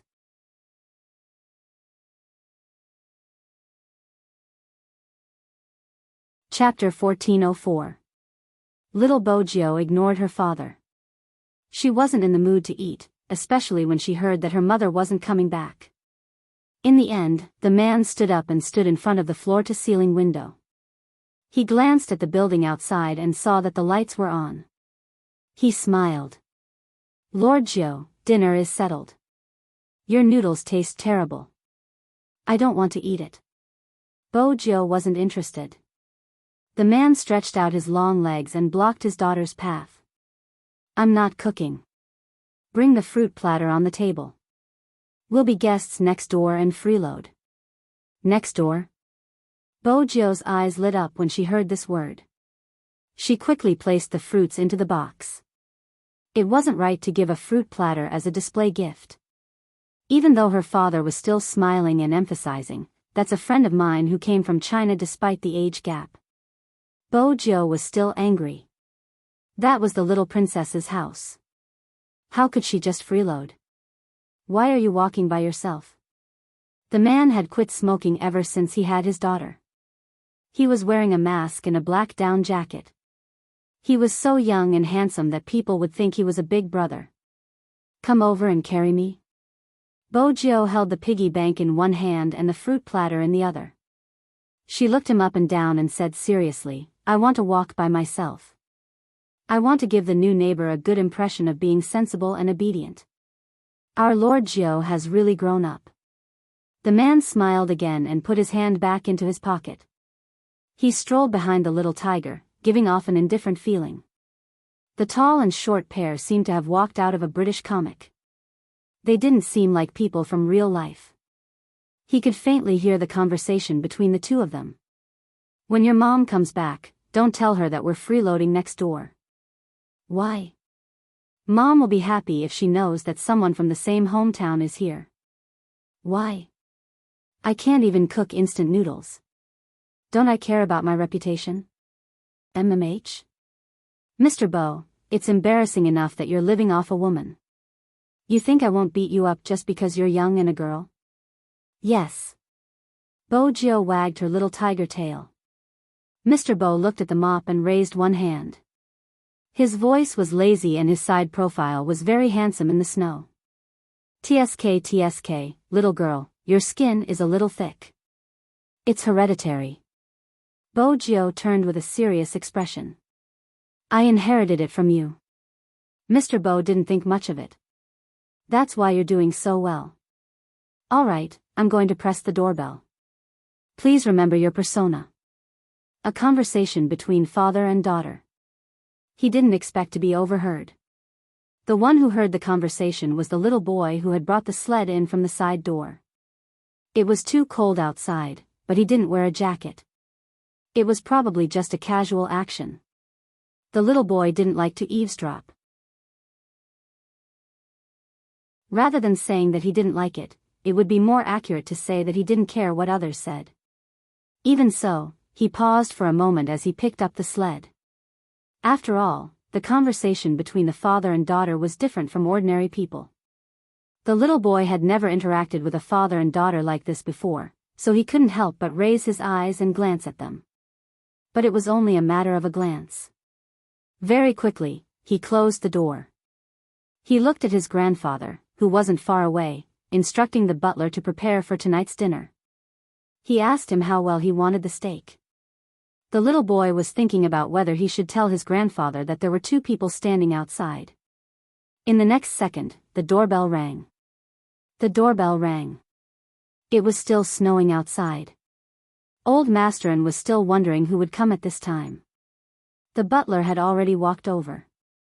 Sir, do you want to open the door? Old Masterin nodded. The butler walked over and pulled open the silver door handle with his slender fingers. Big snowflakes poured in along with the whistling north wind. An adult and a child appeared outside the door just like that. It was probably because the pajamas the little one was wearing were too eye-catching. Old Masterin saw a little tiger at first glance. Her pure black eyes were filled with intelligence as she looked inside. Her ears drooped down like a curly-eared cat. She was cute and handsome. Not to mention the slender man standing behind her. There was a faint smile on his lips. Against the moonlight, he didn't look old at all. He was as bright as the stars but with a hint of evil. "Mr. Andre, long time no see." Old Master N's eyes lit up. "Brother Bo, come in, come in." Little Bojio's eyes started to turn as she listened to the adults' greetings. Where was her little princess? Why didn't she see him? Just as she was thinking about this, Old Master N spoke. Old Master N said, "Mo, come over and take a look at your little friend." Mo. This was the second mistake. The smart little Bojio thought that little princesses were usually very shy, so they were given a name like Mo. Hence, she was even more certain that the person she saw outside the window was a girl. Little Bojio was so confident that she confirmed the gender of her little princess. It wasn't a fantasy at all. When she saw the figure walking towards her again, she was even more confident. The other party was wearing small panda slippers but his pants were tight, sticking to his slender and straight calves. It was very pleasing to the eye. Moreover, he had taken off his jacket. The bright red sweater inside was like the maple leaves she had seen before. However, his skin was like the white snow that had just fallen outside. His eyes were as bright as the stars and his eyelashes were so long that even though they were so far away, the length of his pure black hair could still be seen clearly. He stood there, his black hair like splashed ink. The noble aura that came along with it reappeared in Bojio's eyes. The north wind blew again, responding to the bonfire inside the house and the Christmas tree outside the house. Snowflakes floated over and one of them landed on the boy's shoulder. He tilted his head and blew it gently before looking over politely. She didn't know why, but little Bojio felt that his gaze was too cold. However, this coldness didn't dampen little Bojio's enthusiasm. The fairy tale book said that there were many types of princesses. The one she met today definitely looked cold, but in reality, she was easily shy. She had to control herself later. She couldn't be too frivolous. She couldn't beat William like she did previously. She had to be patient with the little princess and speak in a gentle voice. Since she had brought her piggy bank back, she felt more confident. Anyway, she didn't want to scare him away. She had never felt that there was anyone who looked so good. The one in front of her. She wanted to bring him home as a pet. However, her dad had once said that if she saw something she liked, she had to buy it home. She couldn't take it for free. It was the same on the internet. Hence, little Bojio's first reaction when she saw the little princess was to hug her piggy bank.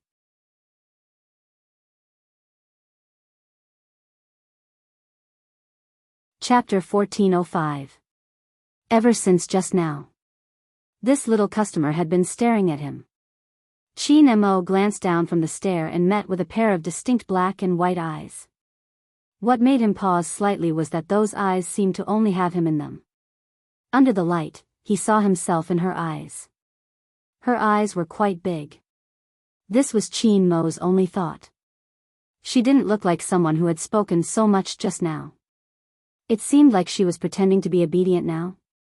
He had never seen anyone pretending to be obedient like this. She looked at him unscrupulously. Chin Mo wanted to take a step forward. The child first greeted his grandfather. "Hello, Grandpa." Then she ran in front of him and pushed the piggy bank in her hands forward. Her tiger tail was still wagging. "Momo, how much are you per kilo?" "I'll buy you." "Buy him?" "How much was he per kilo?" Chin Mo frowned uncontrollably. He looked at the smiling face in front of him and took a step back. He didn't know why, but he had a premonition that his nightmare was coming. On the other hand, Mr. Bo laughed mischievously. "Master Joe, you're amazing. I was wondering what you were interested in. It turns out that you were interested in your new little friend. Momo is so cute." "It's normal for me to be interested in you," little Bojio said. She turned her head over with a serious expression. Her ears moved. "It's a little shy to talk about it. Momo, can you promise me that I will treat you very, very well?" Cute.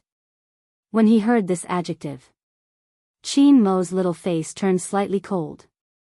Did this fellow misunderstand something? Cute, ha ha ha. Grandpa laughed loudly. This is the first time I heard someone say that my Mo is cute. Little Bojio widened her clear eyes. Didn't anyone say that in the past? That's strange. A little princess like Momo would definitely be liked by many people. Little princess? Chin Mo couldn't help but speak. At that time, he was still young and his voice wasn't as threatening as it was now. It even had the childish voice of a 5-year-old. Even though it was cold, it wasn't as imposing as before. Grandpa was stunned for a moment before he laughed even louder. Even though he knew that his grandson was outstanding, this was the first time he was treated like a little girl by a little friend. The man had a rough idea of what his daughter had done. He laughed sinisterly. It seems like our Master Gio really likes Mo, very. After little Bojio said this word, to show her seriousness, she looked straight at Chin Mo's face. Words for the readers, new book introduction. 3 years ago, the Supreme Alliance disintegrated. The gaming genius, Mo Bay, went into hiding. 3 years later, she disguised herself as a man and returned with her name hidden. She went from being spurned to ascending the altar again, causing the whole nation to be excited. He was handsome and had countless fans. Everyone in the esports circle knew him. When she first joined the team, he told her, "Behave yourself and don't have any improper thoughts." After her identity was exposed, he looked up from the table and stood up slowly. "Do you want to abandon me after getting married in the game? MMH?" The voice beside her ears made her feel guilty. "What else do you think I should do?"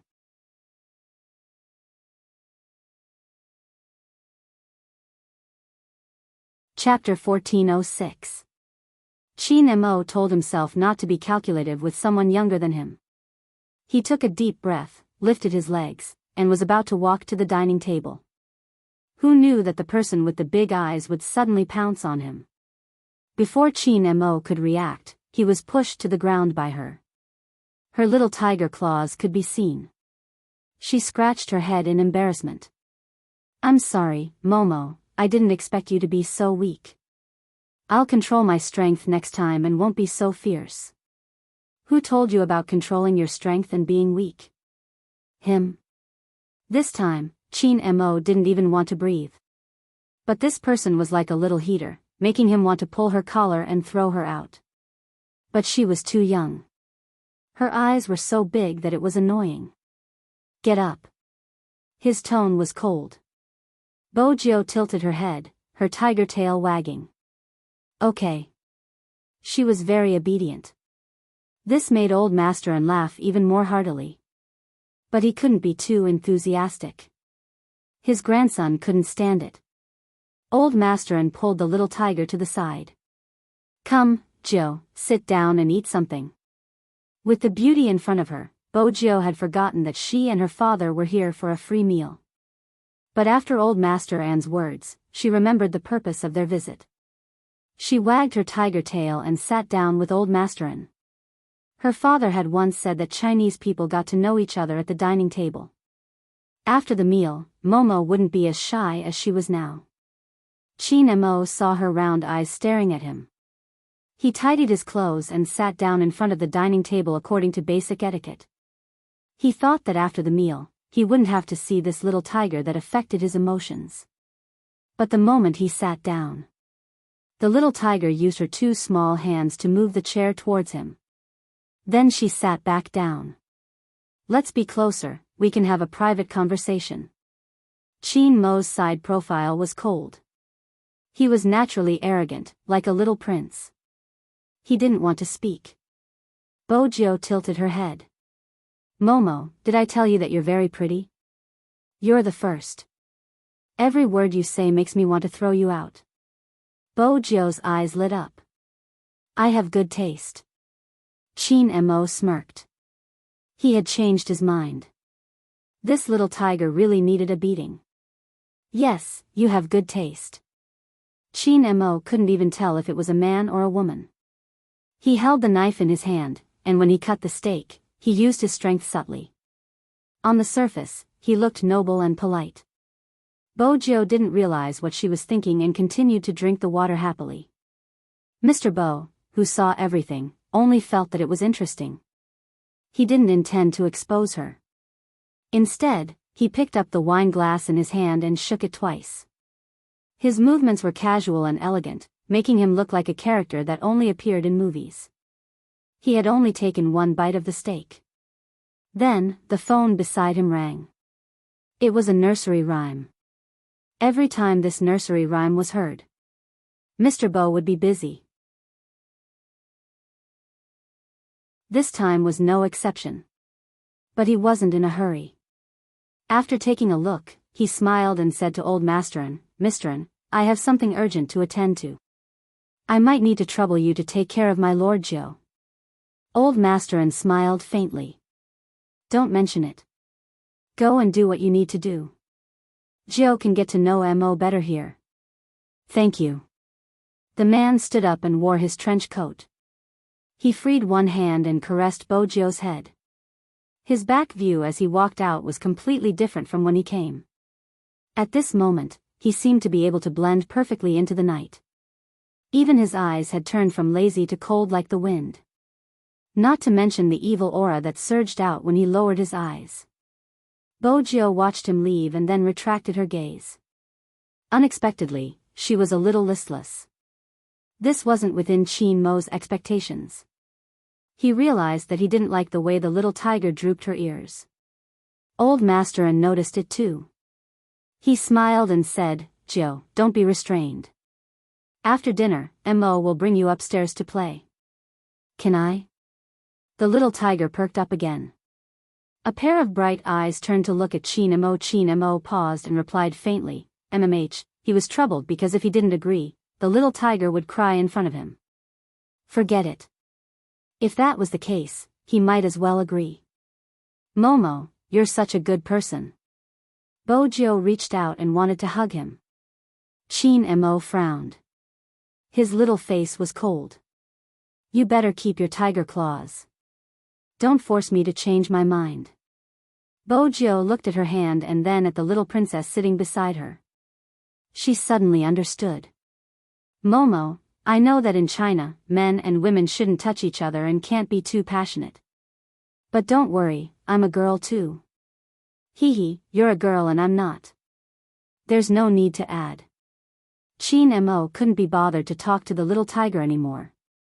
He just wanted to finish his steak and go upstairs to read.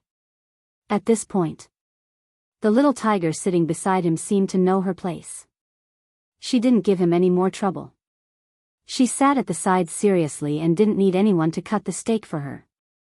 Even though it was a little difficult to cut the steak with her clothes on, she didn't say anything. The more Chin Mo looked at her, the more annoyed he felt. He reached out and took her plate. He moved the knife and fork. At such a young age, she already had good dining etiquette. Bojo paused. When she looked at the little princess who was cutting the steak for her, the corners of her lips couldn't help but lift. The little princess looked good even when he was cutting the steak. He wasn't as rough as her at all. Chin Mo moved his fingers. His voice was a little cold. "Don't look at me." "Oh." Bojo didn't look at him at first. But after a while, she couldn't help but turn her head. "Momo, if I save more money, can you sell yourself to me?" Chin Mo placed his knife and fork down. He opened his eyes and glanced at her. "You better not ask me this question in the future. Is it because I don't have enough money?" Bojo hugged the piggy bank and shook it. Chin Mo felt that it was childish to argue with an idiot. He pushed the tray in his hand forward and replied calmly, "MMH." He didn't know that his perfunctory nonchalance had become something that the other party cared about. "Then I'll save more money." When Bojo became serious, she didn't forget to scratch herself with her claws. Chin Mo glanced at her face. Being a germaphobe, he couldn't help it. He reached out and pushed the hair beside her ear to the side so that he could clean his eyes. He told himself that today was the only day. Once today was over,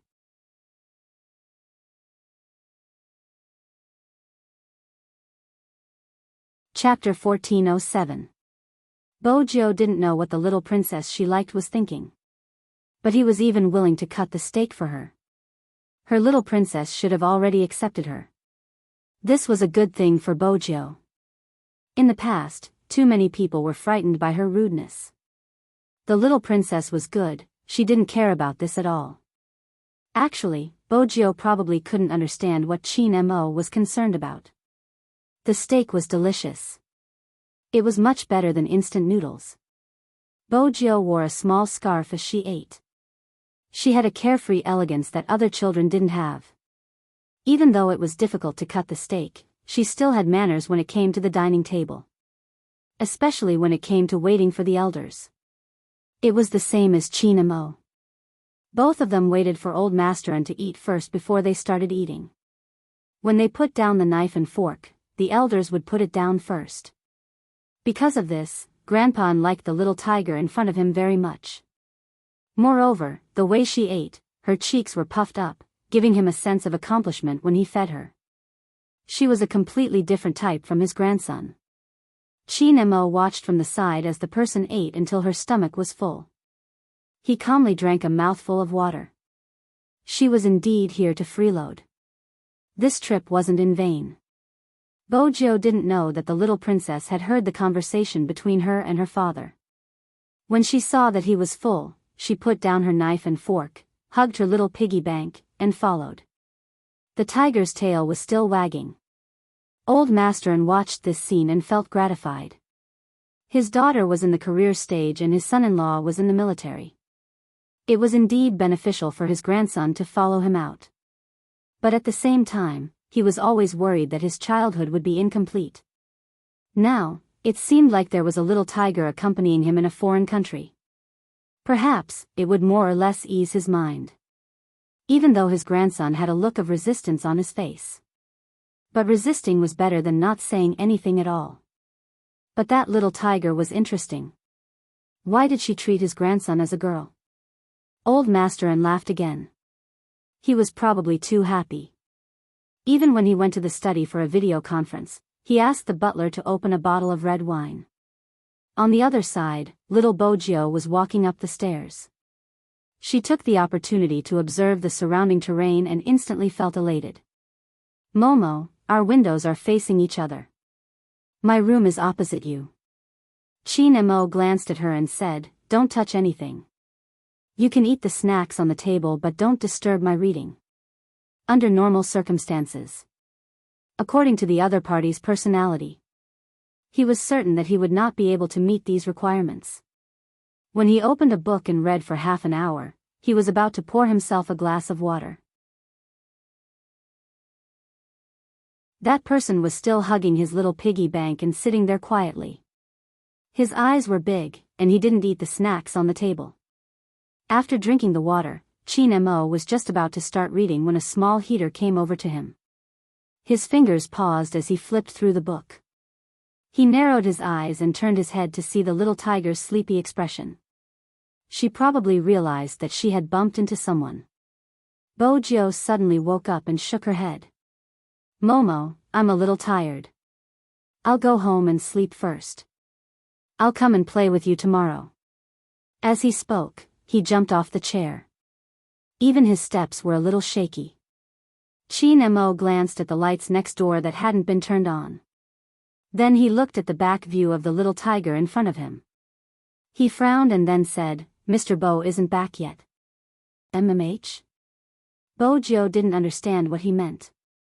Chin Mo picked up the book in his hands. When the lights are turned on, I'll get the butler to send you back. There's a small sofa over there. Go and lie down for a while. Okay.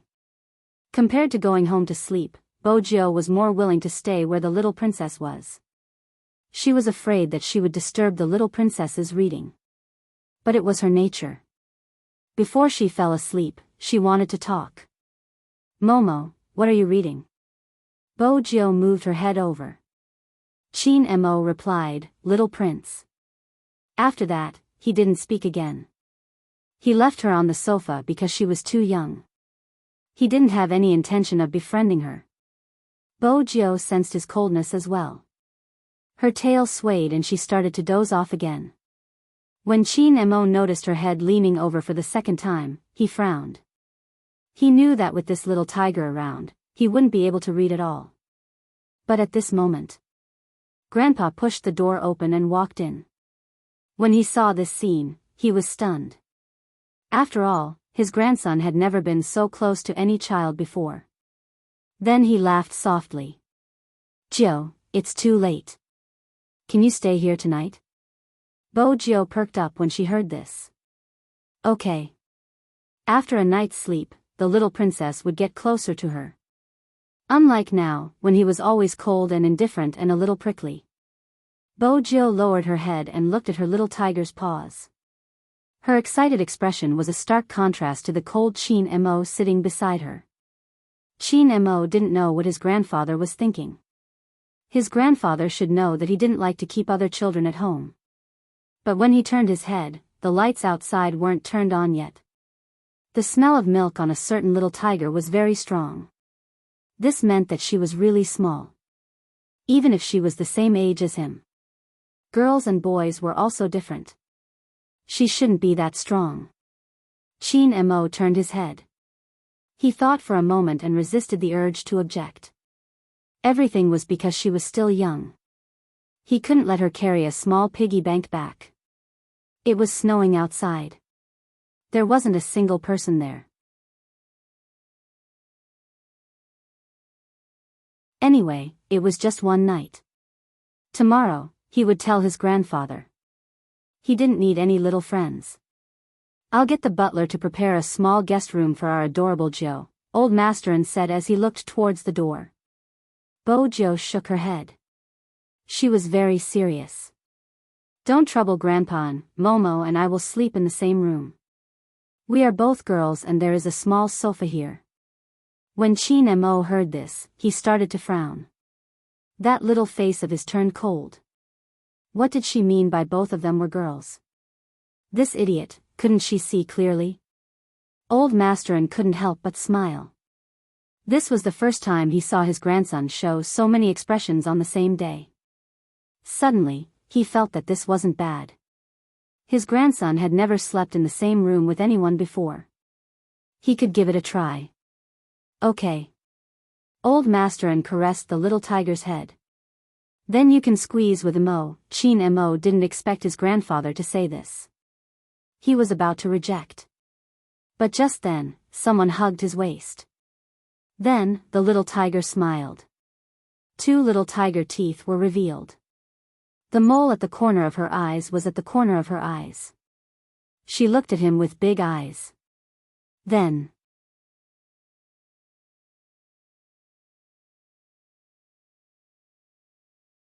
Chapter 1408. The little Chin Mo froze. When the side of his face touched the softness, he even forgot to push the little tiger away. His nose was filled with the scent of milk and candy. His eyes slowly widened. He didn't seem to want to accept this scene. But he couldn't stop it. His fingers froze. Old Masterin froze when he saw his grandson's expression. Then, he couldn't help but laugh. The little tiger was really daring, kissing him as soon as she came up. Speaking of which, this was the first time his grandson was kissed. It didn't count when he was born. But after he could remember, he hadn't been kissed by anyone else. After all, when they were in the courtyard, children of the same age felt that his grandson was too mature. He wouldn't do such an intimate action. After all, his grandson had been a clean freak since he was young. However, when Grandpa saw his grandson's shocked expression, he couldn't help but smile uncontrollably.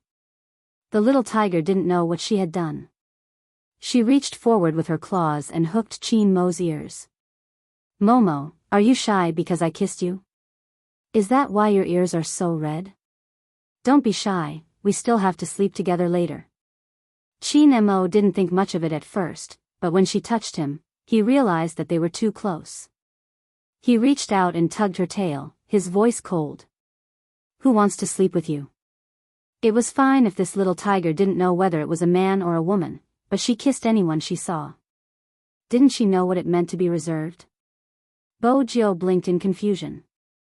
Her little face started to sink, even her tiger ears drooped. If you don't welcome me, I'll go back and sleep. I'll look for you tomorrow. At first, Chin Mo didn't say anything. He watched as she hugged the piggy bank. Then, he looked at the falling snow and the dark night. Chin Mo tilted his face. I won't go back on my promise. Since grandfather said you can stay, you can stay. Really? Bojo's ears perked up again. She almost shook her tiger tail. You promised to sleep with me. Once again, Chin Mo told himself that everything was because she was still young. You'll sleep on the sofa and I'll sleep on the bed. We have no intention of sleeping together. Chin Mo corrected the little tiger who had only been here for 6 hours and had already messed up his rhythm of life. Don't talk nonsense and stay away from me. Maintain a 1-meter distance. 1 meter? Bojo placed the piggy bank down and gestured. She pouted, looking slightly listless. So far? Why? I can't even touch you. Chin Mo smirked. At such a young age, he had already developed his aura. Before asking me why, shouldn't you look at your own behavior first? Behavior? Little Bojo didn't understand. After thinking for a long time, she asked shyly, is it because I'm too strong? Chin Mo didn't want to speak. What did this have to do with strength? I know. The fairy tales say that princesses are all made of water.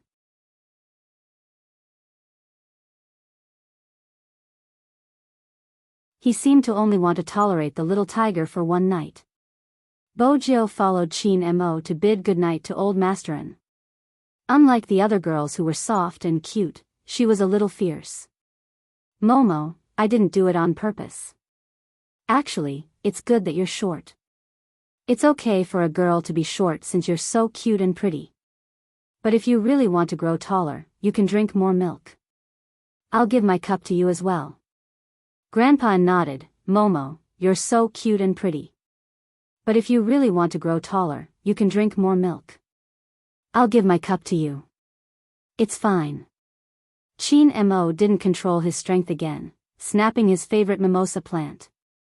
Bojo lowered her head and looked at her toes, not knowing what to do. Chin Mo inhaled deeply. After taking the glass of milk, he instantly felt a headache.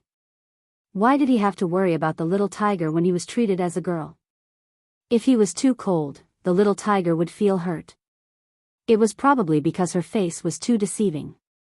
With this thought, Chin Mo finished the milk and reached out to pinch her face. He didn't use much strength because the feeling was out of his expectations. It was tender and smooth like egg pudding. It was too soft and he couldn't bear to touch it. Chin Mo tilted his head and retracted his hand. Forget it, it wasn't enough for one night anyway. Bojo watched as her little princess walked into the bathroom. Before leaving, the little princess touched her face. It must be because she was too likable. Even the little princess couldn't help but feel itchy. With this thought, little Bojo started to plan seriously how to make the little princess like her more. After all, it was too difficult to bring her home. The little princess was too troublesome. And she was easily shy. Bojo tilted her eyes.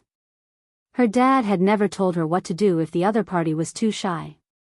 Chin Mo, who was about to wash up, didn't know what the little tiger was thinking. After closing the door, he looked at himself in the mirror. His hands seemed to still feel the touch just now. Also, what was with the milk smell all over his body? It must be because she carried him out. Chin Mo squeezed out the toothpaste.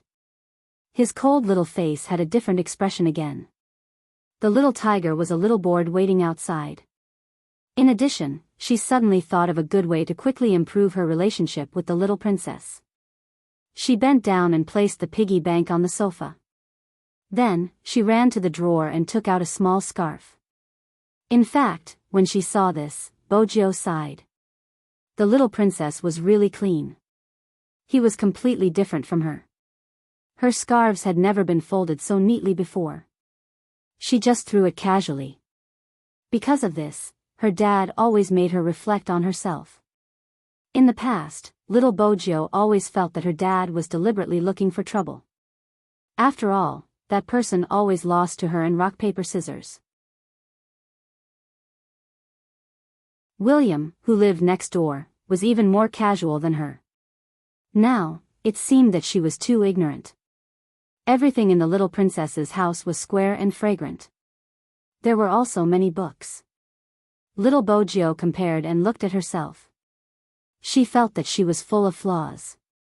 But she didn't intend to change.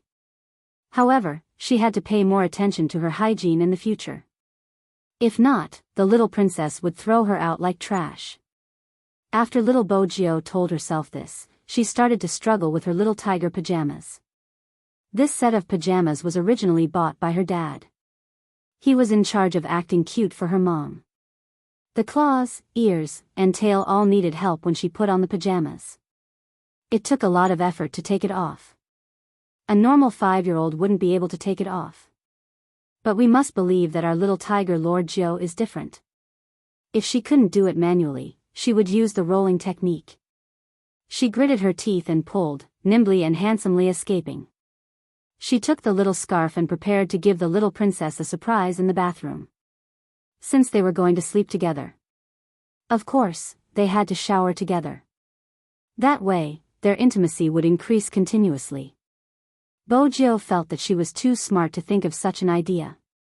Before she entered, she didn't forget to give herself a thumbs up in the mirror. The little young Master Chin, who had already taken off his clothes, didn't notice the little tiger's thoughts outside the door. He thought that she was starting to doze off again since she didn't make a sound. He sat in the small bathtub that his grandfather had specially made for him. After lying down, he covered his forehead with a towel. His black hair was a little wet, making his red lips and white teeth appear even more prominent. Even his eyes were watery. No wonder little Bojio treated young Master Chin Mo as a girl. This appearance was really enough to put the moon and flowers to shame. This was probably related to Chin Mo's natural noble and immortal aura. But at this moment, he could still see that he was a boy. But he was still brought up since young. Not only did he do everything himself, but he was also very presentable. He reached out to get some shower gel. Just as he was about to apply it on his arms, the door opened with a creak. Little tiger, no, that's not right, he shouldn't call her little tiger anymore. Because that person wasn't wearing her pajamas. She was wearing a little white scarf and walking towards him. Chin Mo suddenly had a very bad feeling. He looked at the little person who shouldn't be here, his little brows furrowing bit by bit. Suddenly, Chin Mo had a very bad feeling. He looked at the little person who shouldn't be here, his little brows furrowing bit by bit. Momo, let's take a bath together. I'll help you wash up. Bojio took off her scarf. She was wearing a pair of tiger underpants, her snow-white body like a ball. She was about to enter the bathtub.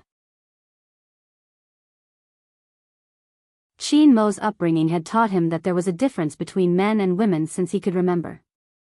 His IQ was twice that of his peers, not to mention his psychological state.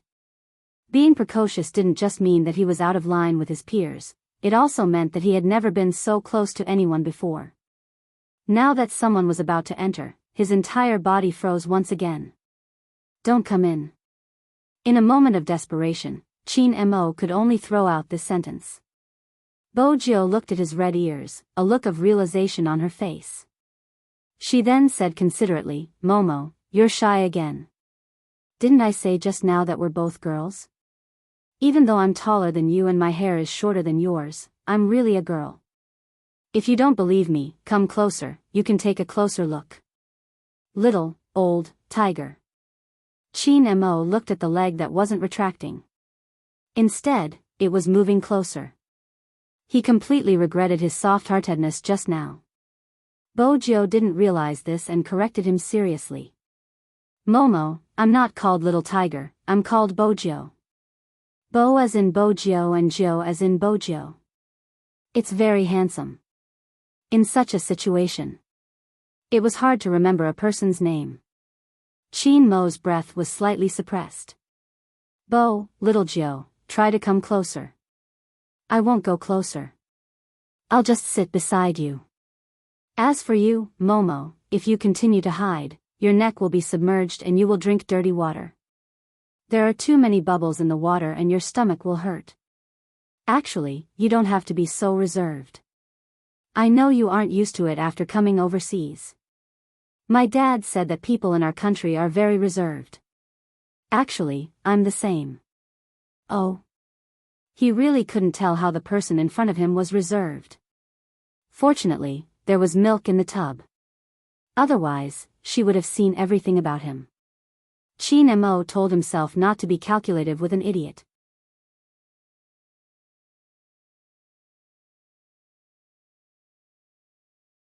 Chapter 1409. Once again, Chin Mo froze. This time, both his hands and legs froze. He had never seen such an expression on his face before. However, the one who had done the deed didn't seem to care. She leaned back and splashed the water in the bathtub on herself. Her fair and tender little face was slightly red from the steam. She looked soft and satisfied. Momo, the water in your bathtub smells so good. Is it because you put milk in it? No wonder you're so white. It's because of the milk bath. Princesses are different. It's comfortable to take a bath like this, right? Chin Mo suppressed the urge to ask her what she meant by being a princess. He just wanted to stay away from her.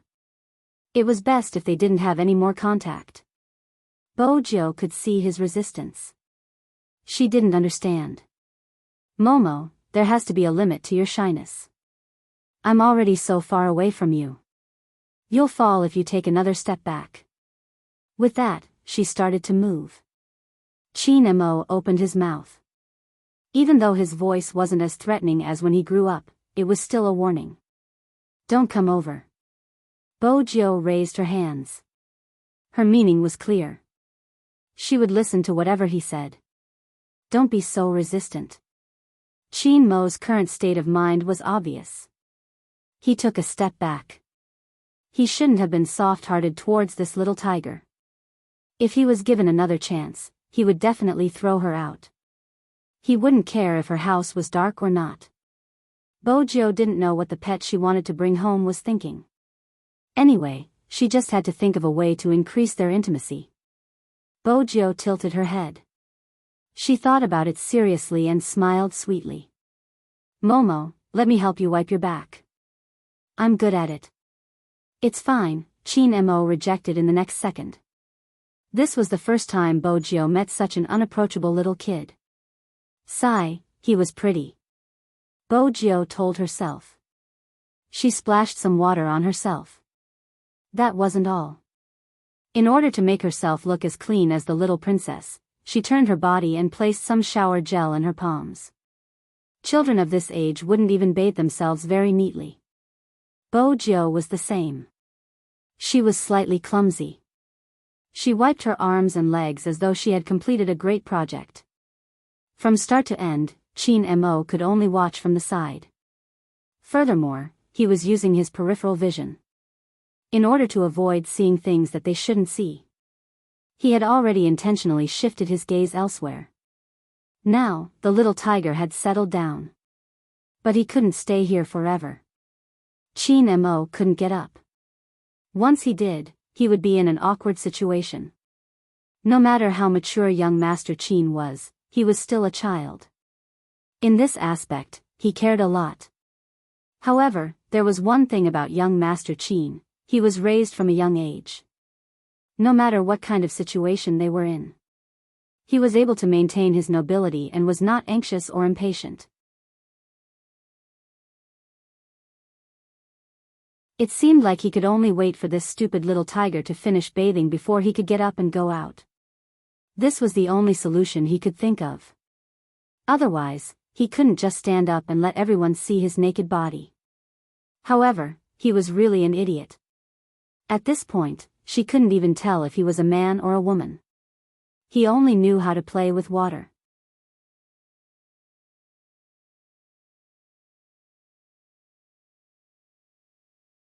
Chapter 1410. Momo, I'm done. You should be done too, right? Little Bojio twisted the scarf in her hand. Do you want me to wipe your hair before we head out together? Chin Mo took a deep breath. He knew that she wouldn't be content with her actions. No need. You can leave first. Bojio glanced over at his face, which was already covered in a thin layer of sweat due to the heat. At this moment, Chin Mo was extremely good-looking. Her thin lips were like flower petals. Her facial features were as delicate as a doll's. Her black hair was also wet from the water and stuck softly to the back of her ears. Bojio's heart itched. He really wanted to hug her. No, he had to restrain himself. It would be bad if he scared the little princess. However, the little princess did not seem to be in the right state. He looked as if he was about to faint from the heat. Bojio was smart. Once she realized this, she took a huge step forward. Chin Mo also noticed that he had stayed in the bathtub for too long. His breathing was unstable, but he wasn't so weak that he would faint. But Bojio didn't think so. Her heart ached for her pet. Momo, are you out of breath now? The last time I went to the snow mountain with my dad to soak in the hot spring, I was also like this. Don't be afraid, I'll carry you out now. Carry him out? Hug. How could Chin Mo agree? When Bojio saw the little princess's expression, she knew that he was going to be shy again. This time, he didn't even give her a chance to reject. With a ferocious movement, he directly picked up the seemingly weak young Master Chin from the bathtub. Whoosh! Water splashed everywhere. At that moment, Chin Mo's eyes widened. He had really underestimated the little tiger's ability to cause trouble. Bojio wanted to show off her strength as a boyfriend. After all, in order to gain the little princess's trust, she had to straighten her back and carry him out. However, the moment she picked Momo up, Momo's expression changed. She seemed to have seen something she shouldn't have. That looks like... Bojio was in a daze. She looked at the person in her arms, then at his face, and then back at herself. He suddenly understood something. Her little brain suddenly had an epiphany. There was another splash of water. Bojio released him. The two people returned to the bathtub. Chin Mo's face was full of water. Bojio was the same. However, the latter was rather guilty. He looked around with his round tiger eyes. Momo, do you believe me? This is all a misunderstanding. From the beginning to the end, it was all a misunderstanding. Chin Mo didn't want to talk at all. His little face was so cold that he looked like a little prince. Bojio raised her right hand, lying through her teeth. I didn't see anything. Chin Mo smirked. Didn't I see your hand slip? This was not easy to explain. Even if the 5-year-old little Bojio was full of tricks, she couldn't bring herself to play tricks on him after seeing him naked. However, who would have thought that such a beautiful little princess would be a man? How could it be a man? Bojio felt indignant. His small body moved towards the other side. He sensed her intentions. Chin Mo narrowed his eyes and warned, Little Bojio. I just wanted to confirm. Little Bojio touched the back of her head, looking rather embarrassed. You still want to confirm such things?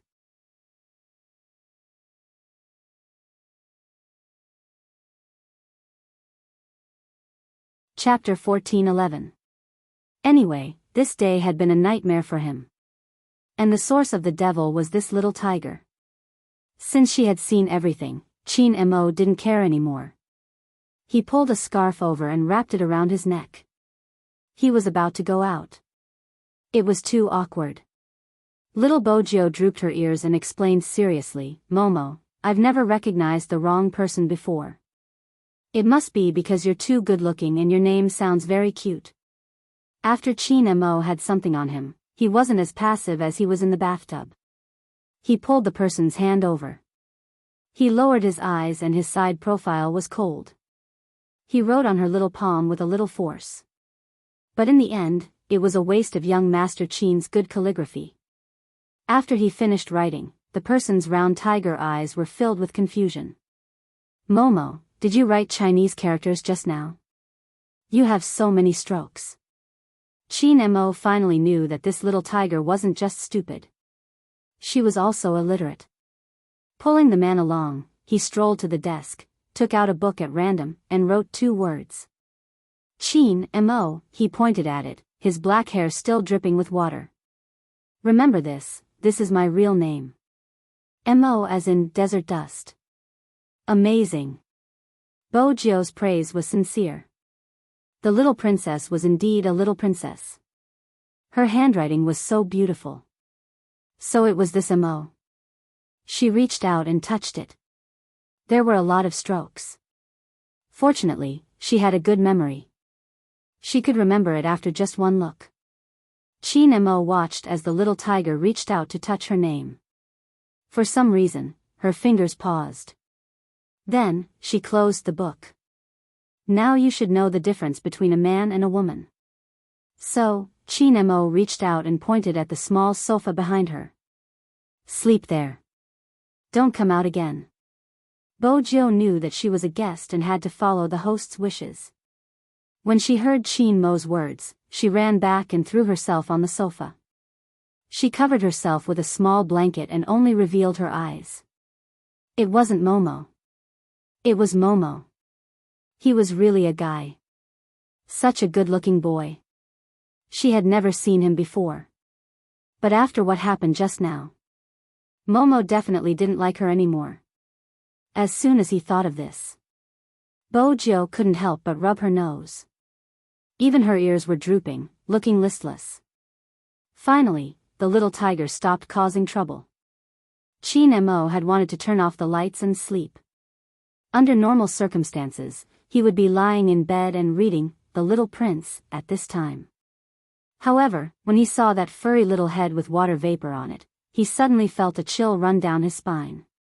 Qin Mo paused, as though he was thinking about something. Later on, he told himself to forget it. He couldn't go on like this. He didn't have the energy to care about others. Clatter. The lights dimmed. Bo Jio realized that she had done something wrong. She didn't make a sound, lying on the sofa. Eventually, she drifted off to sleep. As for young Master Qin, he didn't know if it was because there was another person in the room, or because he was thinking about something else, or because he was kissed, hugged, and seen naked today. The ups and downs were endless. So much so that when he closed his eyes, the figure of the culprit appeared in his mind. I can't sleep. Qin Mo could only turn his head. From that position, he could see the little ball on the sofa. The little tiger that hadn't grown up looked so cute, but it would eat people. Qin Mo looked at it. He was probably too tired. His eyelids started to droop. At first, he thought that he would dream of being alone in the main house of the Qin family. Other than the nanny and assistant, no one else was around. After all, everyone in the family was so busy. It was normal for him to play alone. Moreover, he was overseas now. Surprisingly, Qin Mo didn't dream that night. Perhaps his energy and stamina were used to guard against a certain little tiger. That night, he slept very soundly. It was a snowy night. The cold moon. From time to time, the sound of an owl could be heard. This type of bird was rare in the country. But it still existed overseas. It was as though he had come to a magical world. Even the forest outside the window could be seen clearly. Morning always came at the right time. When the sun shone down, it could light up a lot of places. The white European-style villa had a completely different vibe compared to the ones in the country. This was probably the charm of the culture and architecture. The streets here were especially clean. There was also a thick layer of snow. It had been snowing for an entire night. They hadn't had time to clean it up. When they stepped on it, they would squeak. But the snow plow was already here. The driver was also wearing a furry hat, which was very appropriate for the occasion. Chin Mo woke up when he heard the music of the snow plow. He reached out to block the light that penetrated in and then turned his head. There was no one on the small sofa on his left. It was unexpected. That little tiger actually woke up earlier than him. Chin Mo raised his eyebrows. He didn't want to recall what happened last night. He walked into the bathroom in his pajamas. When he was brushing his teeth and saw the bathtub, he couldn't help but frown. Sometimes, having a good memory wasn't something to be happy about. He was considering if he should tell his grandfather that he wanted to change to a different room. As long as he stepped into this bathroom, that scene would always surface in his mind. But then, Chin Mo thought about it again. There was no need. Even if he didn't want to see the little tiger next door, he would still see her. When he saw that face, even if he changed the room, he would still remember what he should remember. But there was one thing he also said. It was that night yesterday. From today onwards, everything would return to normal. Thinking of this, Chin Mo wiped the corners of his mouth with a towel. Even though she was young, her actions showed that she had been taught well. After washing up, he even changed a set of clothes for himself before walking downstairs. Before going downstairs, Chin Mo was already prepared to see the little tiger at the dining table. After all, he hadn't forgotten what she came here for yesterday. Since she was here to freeload. Freeloading once or twice was also freeloading. She probably wouldn't miss breakfast. But what Chin Mo didn't expect was that this time, he made a wrong judgment. There was no sign of the little tiger at the dining table. Even the tea and snacks weren't there. Only the young butler saw him come down and greeted him with a plate of food. "Young master, you're awake? I prepared bread and steamed buns for breakfast. Which do you want to eat?"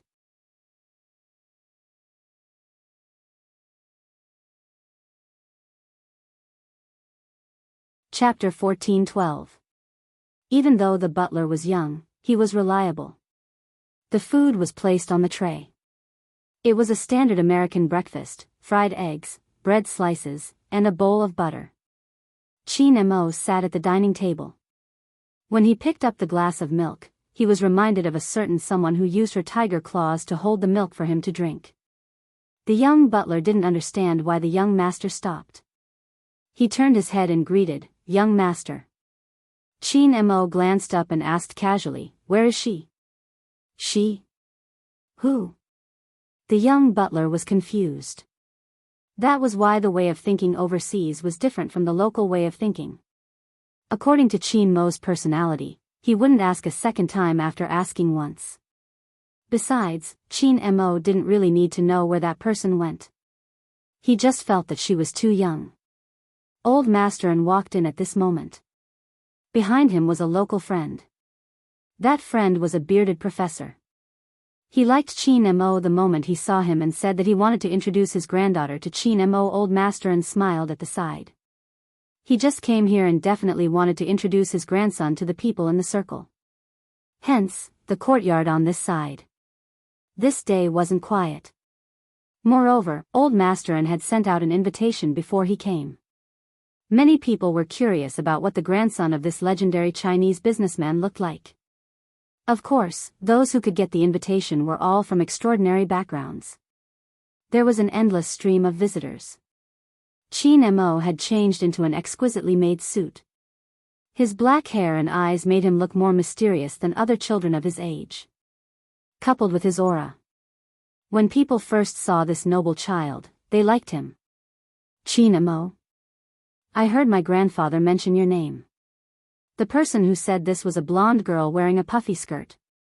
She had blue eyes and looked at him in surprise. "Are you from Japan?" Chin Mo glanced sideways. He had learned to distance himself at a young age. "No, I'm Chinese." "What a pity, I guessed wrong." The blonde girl was vexed at first, but then she smiled. "My name is Angelia. They are all my friends. Do you want to go over and say hello? That way, everyone can play together in the future and eat cocoa pancakes together." Qin Mo had a cold personality, but he knew that this was a gathering organized by his grandfather for him, so he didn't reject. However, from the beginning to the end, he spoke very little. This made many foreign children look at him from the side, feeling that he was more and more like a prince. The interaction between children was very casual, and many of them would even run around. They were little radishes, after all. It would definitely be lively if there were more of them. In comparison, some little girls were even more infatuated with Qin Mo, who had been as elegant as a pine tree the entire time. He had grown up in the military compound. This meant that Qin Mo's stance was different from other kids. Someone even asked him if he had received an aristocratic English education. Grandpa smiled and said, no. He didn't say anything else. The adults were holding wine glasses, and even the air was filled with the aroma of food. There was also chicken and pizza placed on the long table, all steaming hot. There are many desserts in different shapes. This place was simply a paradise for children. Qin Mo stood there. During the intermission, he was bored and found a place to sit down. He raised his eyes and glanced at the room next door. The lights were on.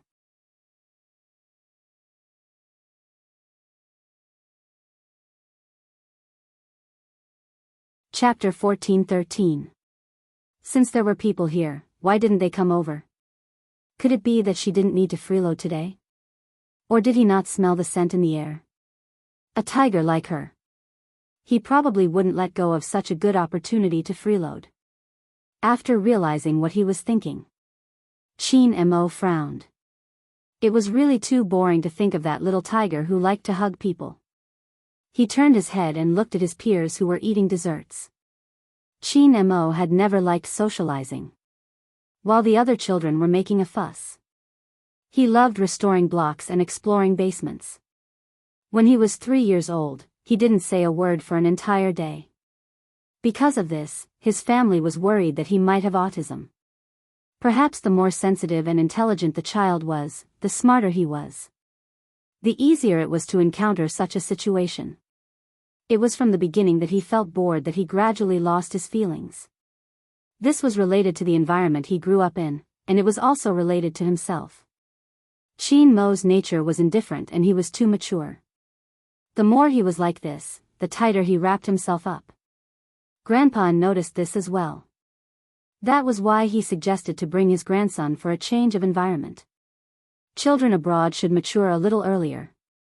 Perhaps he could find his little friends.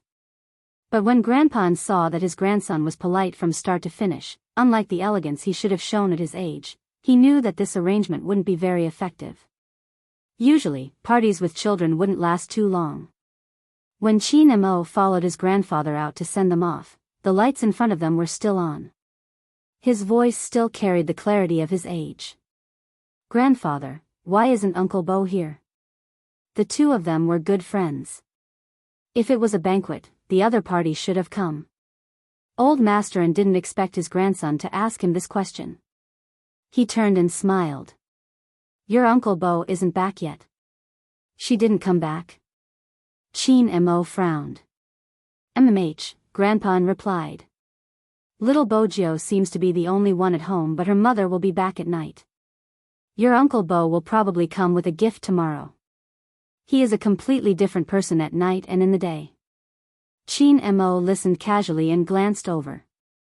How old was the little tiger? How could he leave her alone at home? However, he did not ask about this matter. It was because he found it troublesome. If he asked, Grandpa would definitely send someone to pick up the little tiger or think of something else. Qin Mo thought about this and followed Grandpa. He returned to the house. There was a huge difference between the temperature inside and outside. The rest of them hadn't left yet. In order to show his hospitality, Grandpa even asked the chef to make a Chinese-style supper. Stacks of bean buns, bowls of century egg and lean meat congee, and glutinous rice balls brought from China were just right for the children. When Angelia saw this, her pair of blue eyes seemed to be lit up. She was very cute, and the other little radishes also surrounded her. The young butler scooped a bowl of glutinous rice balls and handed it to Chin-mo. He looked at the little prince in front of him, who was so noble that he didn't look like a real person. After receiving the bowl, he said in a flat voice, "Take 2 bean buns and a bowl of porridge in a thermos box. Send it to the neighbor next door." The young golden-haired butler immediately understood and went to do it. Only then did Chin-mo lower his lids and chew on the glutinous dumplings. The way he ate was so leisurely that the children next to him were all watching. But Chin-mo didn't seem to mind. He didn't explain his actions to the young butler either. It was probably because there was only one child with the same bloodline as him here. It was inevitable that he would want to take care of her. This situation wouldn't happen in China. After all, there weren't any children at such a young age who would stay at home alone. Except for him, that was right. The little tiger's situation was very similar to his. They were all alone at home. It was the same even at night. When Chin-mo ate the first glutinous rice ball, he had already concealed most of the emotions in his eyes. Grandpa was still greeting the guests. He probably wouldn't notice him. That was good. Because if Grandpa found out that he had asked someone to send something to the little tiger next door, Grandpa would definitely throw that person to him and tie him up. That would be a huge problem for him. And he hated trouble the most. It was still snowing outside. At the end of the banquet, the arrival of the Chinese-style supper reignited the enthusiasm of many children. Basically, they were all praising Chinese cuisine. The courtyard next door was much quieter. Bo-jo was indeed at home. She was hugging her little keyboard, lowering her head to drink her medicine. She coughed from time to time. It wasn't very serious. She was still wearing the little tiger pajamas, and her face was abnormally red. Whenever she heard the sound of a car outside, she would run to the window and take a look. Her little tail wagged a few times, and then she would curl back into the sofa. The phone on the table rang. Bo-jo didn't need to look to know who it was. When she picked up the phone, she nodded twice and emphasized, "Mom, I drank my medicine obediently." When the person on the other side heard this, he smiled lightly. He wanted to fly back immediately, but he could only deal with the matters here. Bo-jo was the one who suggested hanging up the phone. But after hanging up the phone, she hugged her little keyboard again. She squatted there and agitated for a while. Then she bit a piece of bread. At the Bo family's side, the dining table was filled with prepared food. They hired a long-term nanny. But they preferred to cook for themselves. Even if they were eating cooked noodles.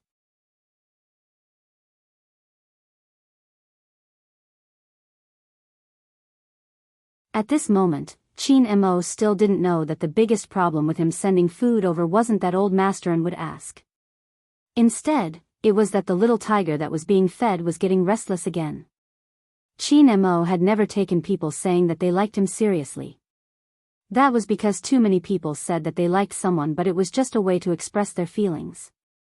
They wouldn't care about the person who had to bear the pain and would make their own decisions. For example, in the past, there was a little girl who said that she liked him. He didn't like her. Then, the other party started crying, as if he had bullied her. Chin-mo didn't have any opinions about that girl. But at the same time, he didn't want such a thing to happen again. It was meaningless and very boring. Hence, even when the little tiger said that she liked him, he didn't take it to heart. But it was probably because the little tiger was too obedient occasionally.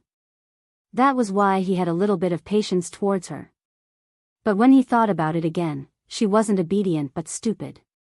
After Chin-mo and Old Master sent off the last batch of guests, he took off his little suit jacket and handed it to the golden-haired butler standing beside him. The butler lowered his head and reported. "Young master, Miss Jo ate everything. She shouldn't be hungry anymore. Don't worry." When Chin-mo heard this, he frowned. When did I care about whether she was hungry or not? The golden-haired butler paused. Chin-mo's voice was very calm. "It's just because they are neighbors. It's not polite if I don't send something over for such a lively gathering. Moreover, Uncle Bo is grandfather's old friend. The golden-haired butler nodded and looked at the little back view that was walking up the stairs. In his heart, he wondered if the children of China matured so early. This aura was a little too strong. However, China was really a country of etiquette.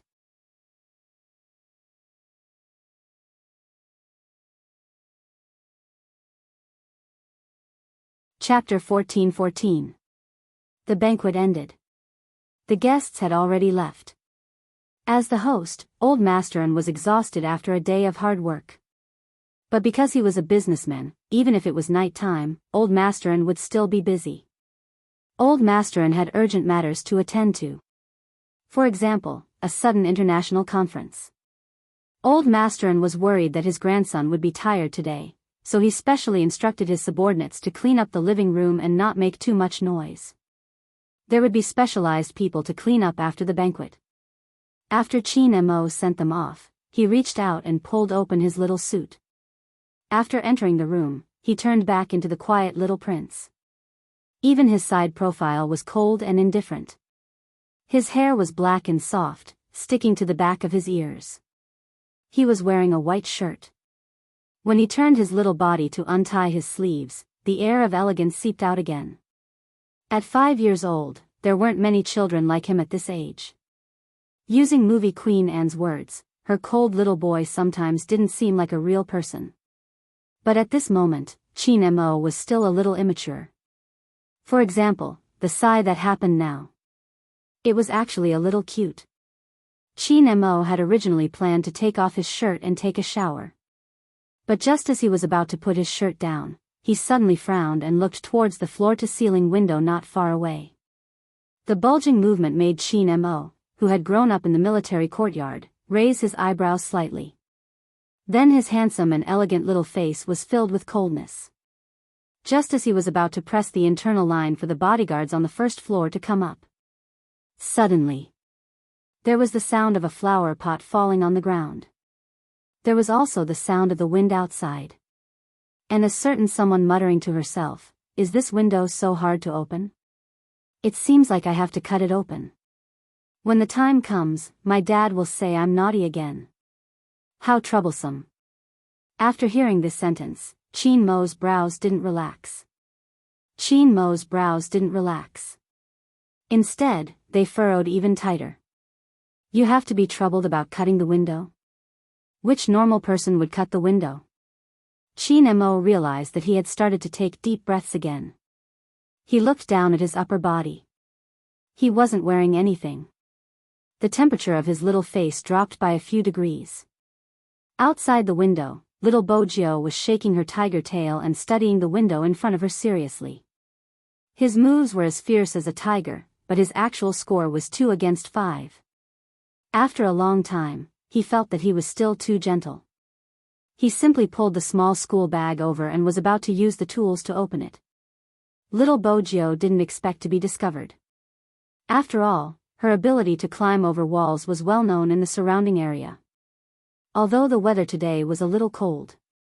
However, she still deliberately avoided the people on the first floor.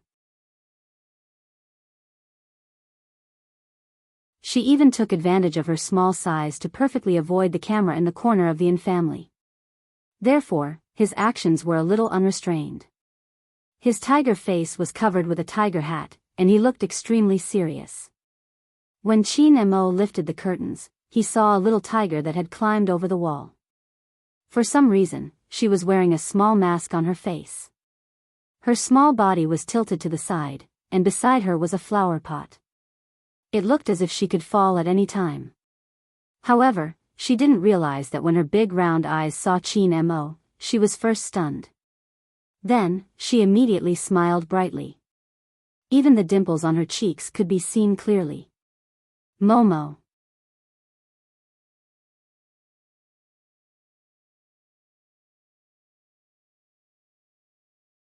Chapter 14:15. She couldn't help but feel a headache. Could this idiot have some safety awareness? Qin Mo pulled the window open and said calmly, "Come down." Was he angry? Bojio was still young back then. She couldn't understand why the little princess was angry. Was it because she came too late and disturbed his rest? She remembered that it was indeed quite late. He didn't sleep on time because of her yesterday. Also, he saw her naked. Bojo admitted that she felt guilty. She moved her hands and feet more nimbly. She came down when he asked her to. When she came down, she didn't forget to turn back to take her little keyboard. This action caused a thin layer of sweat to form on Chin Mo's forehead. He didn't think and said, "What are you doing?" Bojo opened her eyes wide. Her tiger tail was still sweeping. "I'm taking the little keyboard." After she finished speaking, she jumped onto the ground and shook the snow off her head. She handed the thing in her hand forward as though she was presenting a treasure. She was still wearing the little mask on her face. Her voice was muffled and she sounded a little fierce. Chin Mo finally returned to normal when he saw her land on the ground. He wasn't worried that something would happen to her. It was just that she was so young and she was lying on the windowsill alone. Didn't she consider the possibility of falling down? The more Chin Mo thought about it, the colder his eyes became. He didn't reach out to take the little keyboard. This made Bojo feel slightly awkward. She first looked up at Chin Mo's little face. When she lowered her head, she remembered that not everyone was like her and liked the unusual gift of a keyboard. She seemed to have given it to the wrong person. With this thought, Bojo felt a little depressed. But this depression didn't last long. In the next second, Bojo raised her little face. Her eyes were still round and bright. "Momo, you don't like little keyboards, right? What do you like? I'll give it to you next time. I have many toys." "I don't like anything." Chin Mo tilted his head. Then, his fingers paused again. Because a certain little tiger started coughing for some reason. She coughed softly, one cough after another. This made him frown again. His gaze landed on her face with the little mask. When he spoke, he sounded a little cold. "It's so late. Why are you wearing a mask?" "This? I caught a cold yesterday. I didn't want to come over at first because I was afraid that I would infect you. But when I saw that you asked the butler to send something to me, I wanted to come over and thank you. If I wore a mask like this, I wouldn't infect you. Yesterday, I realized that your body is very weak. If I pounced on you, you would fall. I can't let you catch another cold." Bojo placed the little keyboard on her arm and used her free hand to pinch her ear. Chin Mo was about to get angry when he heard her mumbling. Which boy liked to be called weak? But at that moment, he seemed to have remembered something. "Did you catch a cold yesterday?" Chin Mo had always had a good memory. The visual sense was also strong. At that moment, for some reason, the image of that person curled up on the sofa without drying her hair appeared in his mind. Had she caught a cold because he hadn't let her get up and dry her hair? Thinking of this, Chin Mo frowned again. However, the little tiger did not notice it. She continued, "Momo, are you going to sleep? I'll go back first today. I'll look for you when I'm better." With that, Bojo prepared to head back the way she had come. Unexpectedly, she had only just lifted her leg. The tiger's tail was caught by someone. She turned her body sideways and saw the indifferent face of the prince. "Momo?" Bojo didn't understand. Her eyes widened and her tiger ears perked up. Chin Mo lowered his voice. "Little Bojo, are you dumb?"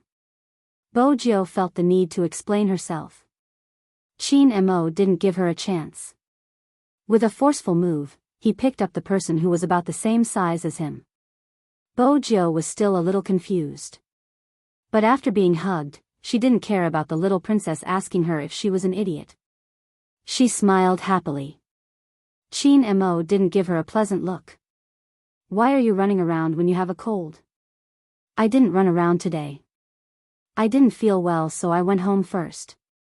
Otherwise, I would have accompanied you for breakfast," Bojo replied seriously. After she finished, she couldn't help coughing. Qin Mo took a deep breath and reached out to press the phone beside him. The butler downstairs picked up the phone. He was surprised that there was an internal line at this time. "Young master. Bring the first aid box up." When Qin Mo said this, people would often forget his current age. The golden-haired butler heard the words and his eyelids twitched. "Young master, what's wrong? Please don't let anything happen to this young master." The importance that Chairman placed on this young master was indescribable. They had just arrived. If anything happened, Chairman would definitely return to China immediately. Qin Mo could tell what the young butler was thinking from his voice. "It's not me. Bring the first aid box up. You don't have to tell grandfather. Also, bring a pot of hot water up." Hot water? Basically, the cute foreigners wouldn't understand that Chinese people had to drink hot water when they were sick. In China, if you had a cold, you had to drink more water. If your stomach wasn't feeling well, you had to drink more hot water. If your aunt came, you had to drink more hot water too. Even though the golden-haired butler had only interacted with his little master for 2 days, he had a basic understanding of his personality. Moreover, Chairman had said that no matter what request his little master had, he just had to follow it. Hence, no matter how worried the golden-haired butler was, he didn't bother Chairman. After all, they were having a business meeting.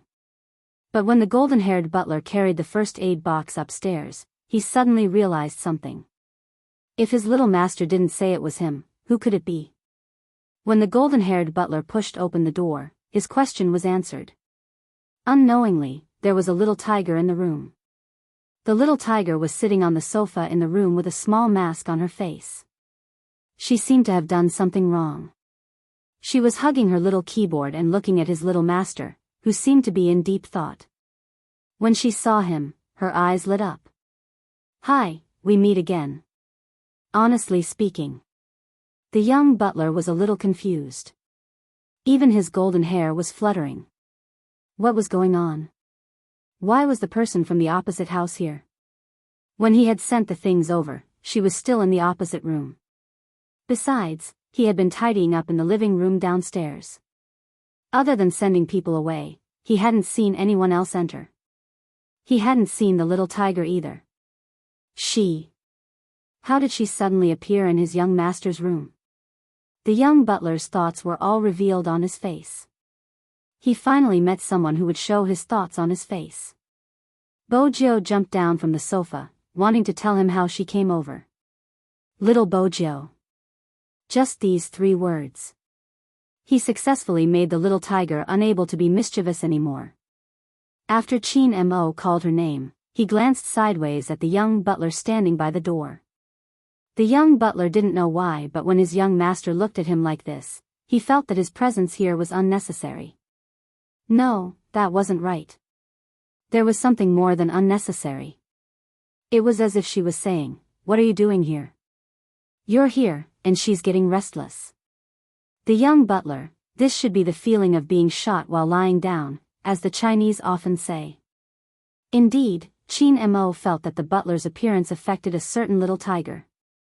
Her throat was uncomfortable and she kept coughing. She was still mischievously trying to speak. With that in mind, Qin Mo took a deep breath. Then he took the medicine box from the young butler and took out a thermometer. His little face was cold as he walked in front of a certain someone. Mask. Bojo saw this and knew that the little princess wanted to take her temperature. She cooperated and removed her little mask. Then she opened her mouth and bit on the thermometer. The young butler was enlightened. So the medicine box that the little young master wanted was for Miss Jo. But there was one thing he was really curious about. How exactly did Miss Jo come in? But it was obvious that his duties were only limited to delivering the medicine box and hot water. Because the little young master had given him a look, asking him to figure it out on his own and leave. Even though they didn't speak the same language and were of different nationalities, the meaning of the look didn't matter. She saw the door close.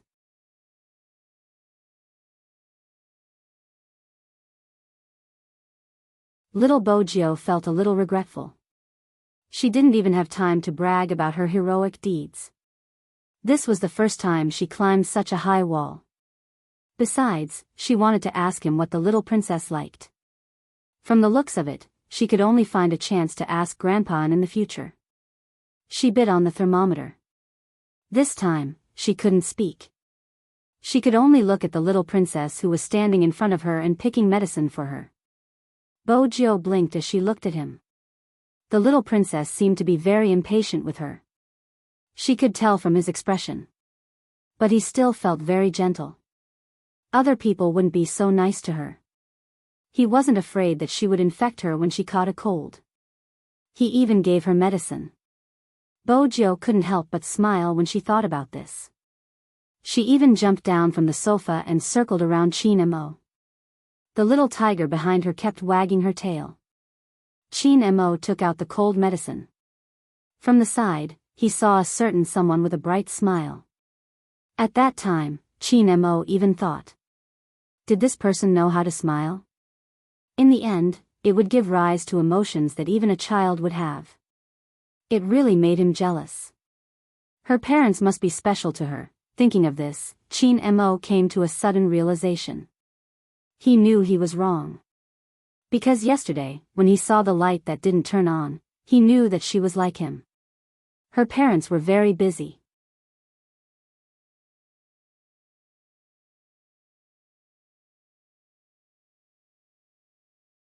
Chapter 14-16.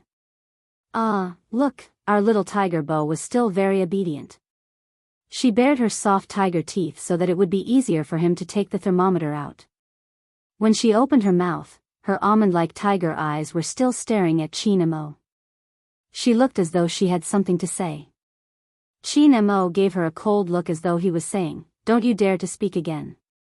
Little tiger Bo felt that this wasn't right. She was also puzzled by the hostility her little princess had towards her. Chin-mo didn't bother about her. He took out the thermometer and looked at it. "Your temperature is normal." Bojio nodded. "I don't have a fever anymore. Mom gave me some medicine in the morning." Chin-mo heard her hoarse voice. After she finished speaking, she coughed. Her head was probably a little heavy from the coughing. Even her little shoulders were trembling a little. Didn't having a fever mean that she wasn't sick? Chin-mo couldn't be bothered to say anything to this idiot. He opened a packet of medicine and took out a pill. His slender fingers touched the side of her mouth. Ah woo. Bojio never rejected anything. Even if the medicine was a little bitter, it was given by her little princess. It was still delicious. On the other hand, after Chin-mo fed her, he frowned fiercely. Then he placed the medicine in her hand.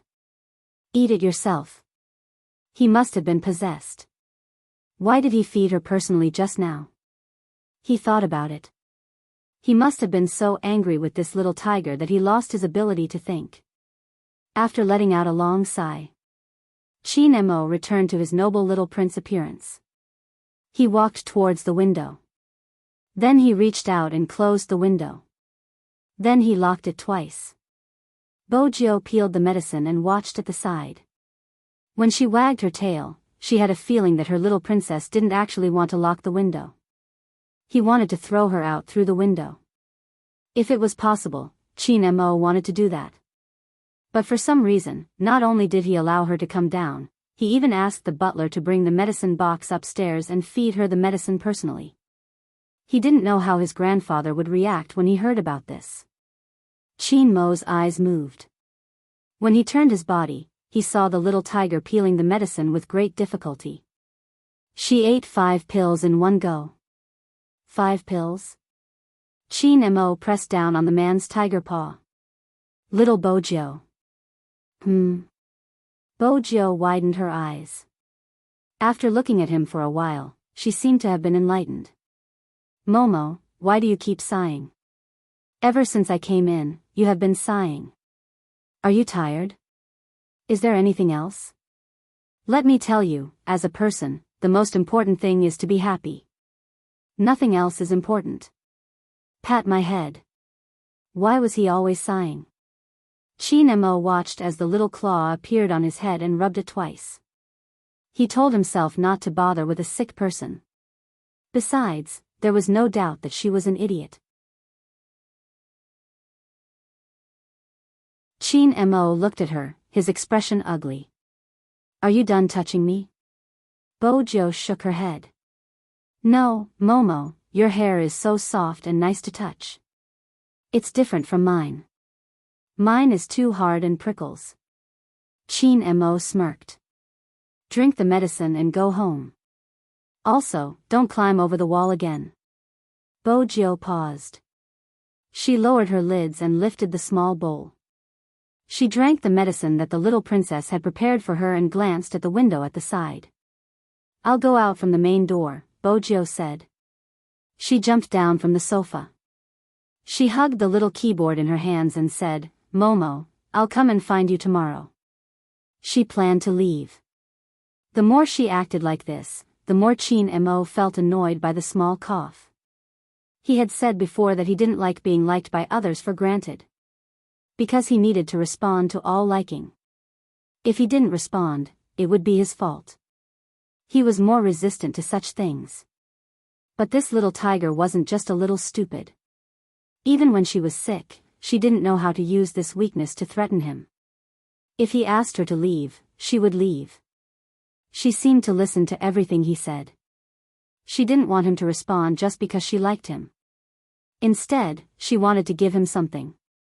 Qin Mo turned his head. He wanted to read and not think about that idiot anymore. But just as he made up his mind, the young butler's voice came from the open door. The young butler's voice came from the open door. It was a unique American accent. Oh, Miss Jo, are you going back? It's still snowing outside. Mr. Bo and Mrs. Bo aren't home.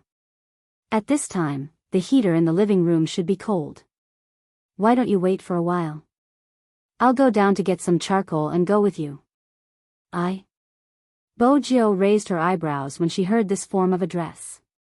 The young butler was a little shy. Don't Chinese people call themselves this? I just learned it from an online novel.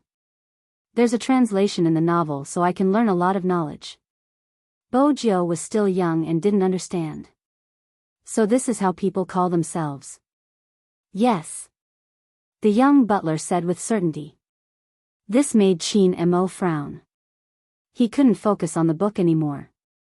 He reached out his hand and pressed the young butler's intercom with his white and tender fingers. When the young butler saw the call, the smile on his face was still there. His expression gradually changed. Young master. I'm here. Huh? Send Miss Jo back to your room? Okay, no problem. After hanging up the phone, the butler lowered his head. He was a little confused. Miss Jo, young master asked you to sleep in his room tonight. Bojo was confused too. Was it such a good thing? The young butler had a lot of thoughts going through his mind. After all, he had watched the banquet. There were so many funny children, but he hadn't seen his young master treat anyone specially. He definitely wouldn't touch a cup that had been touched by others. Not to mention the food. He was a gentleman, but he didn't dance with others. The young butler even suspected that this young master from China was like what the novel said. Was he the reincarnation of the leader of some faction? He was so special because his bones were so good. He had the etiquette and alienation that a young man like him shouldn't have. He had studied it before. His young master was definitely a clean freak, and it wasn't a small one. Every time his young master wiped his hands, he would be especially careful. He would change his clothes 3 times a day. The bathroom had to be clean. Even his shoes were spotless. No one would doubt that he was a genuine little prince. However, the golden-haired butler was a little puzzled. Such a clean freak young master would actually let someone spend the night at his house. Although it had happened once yesterday. But yesterday and today were different. Yesterday was arranged by Chairman N. The young master's entire body was filled with cold resistance. But today, it was the young master who suggested it. You're tuning into the Romantic Tales YouTube channel. Don't forget to subscribe and join us on this journey to catch the most captivating stories.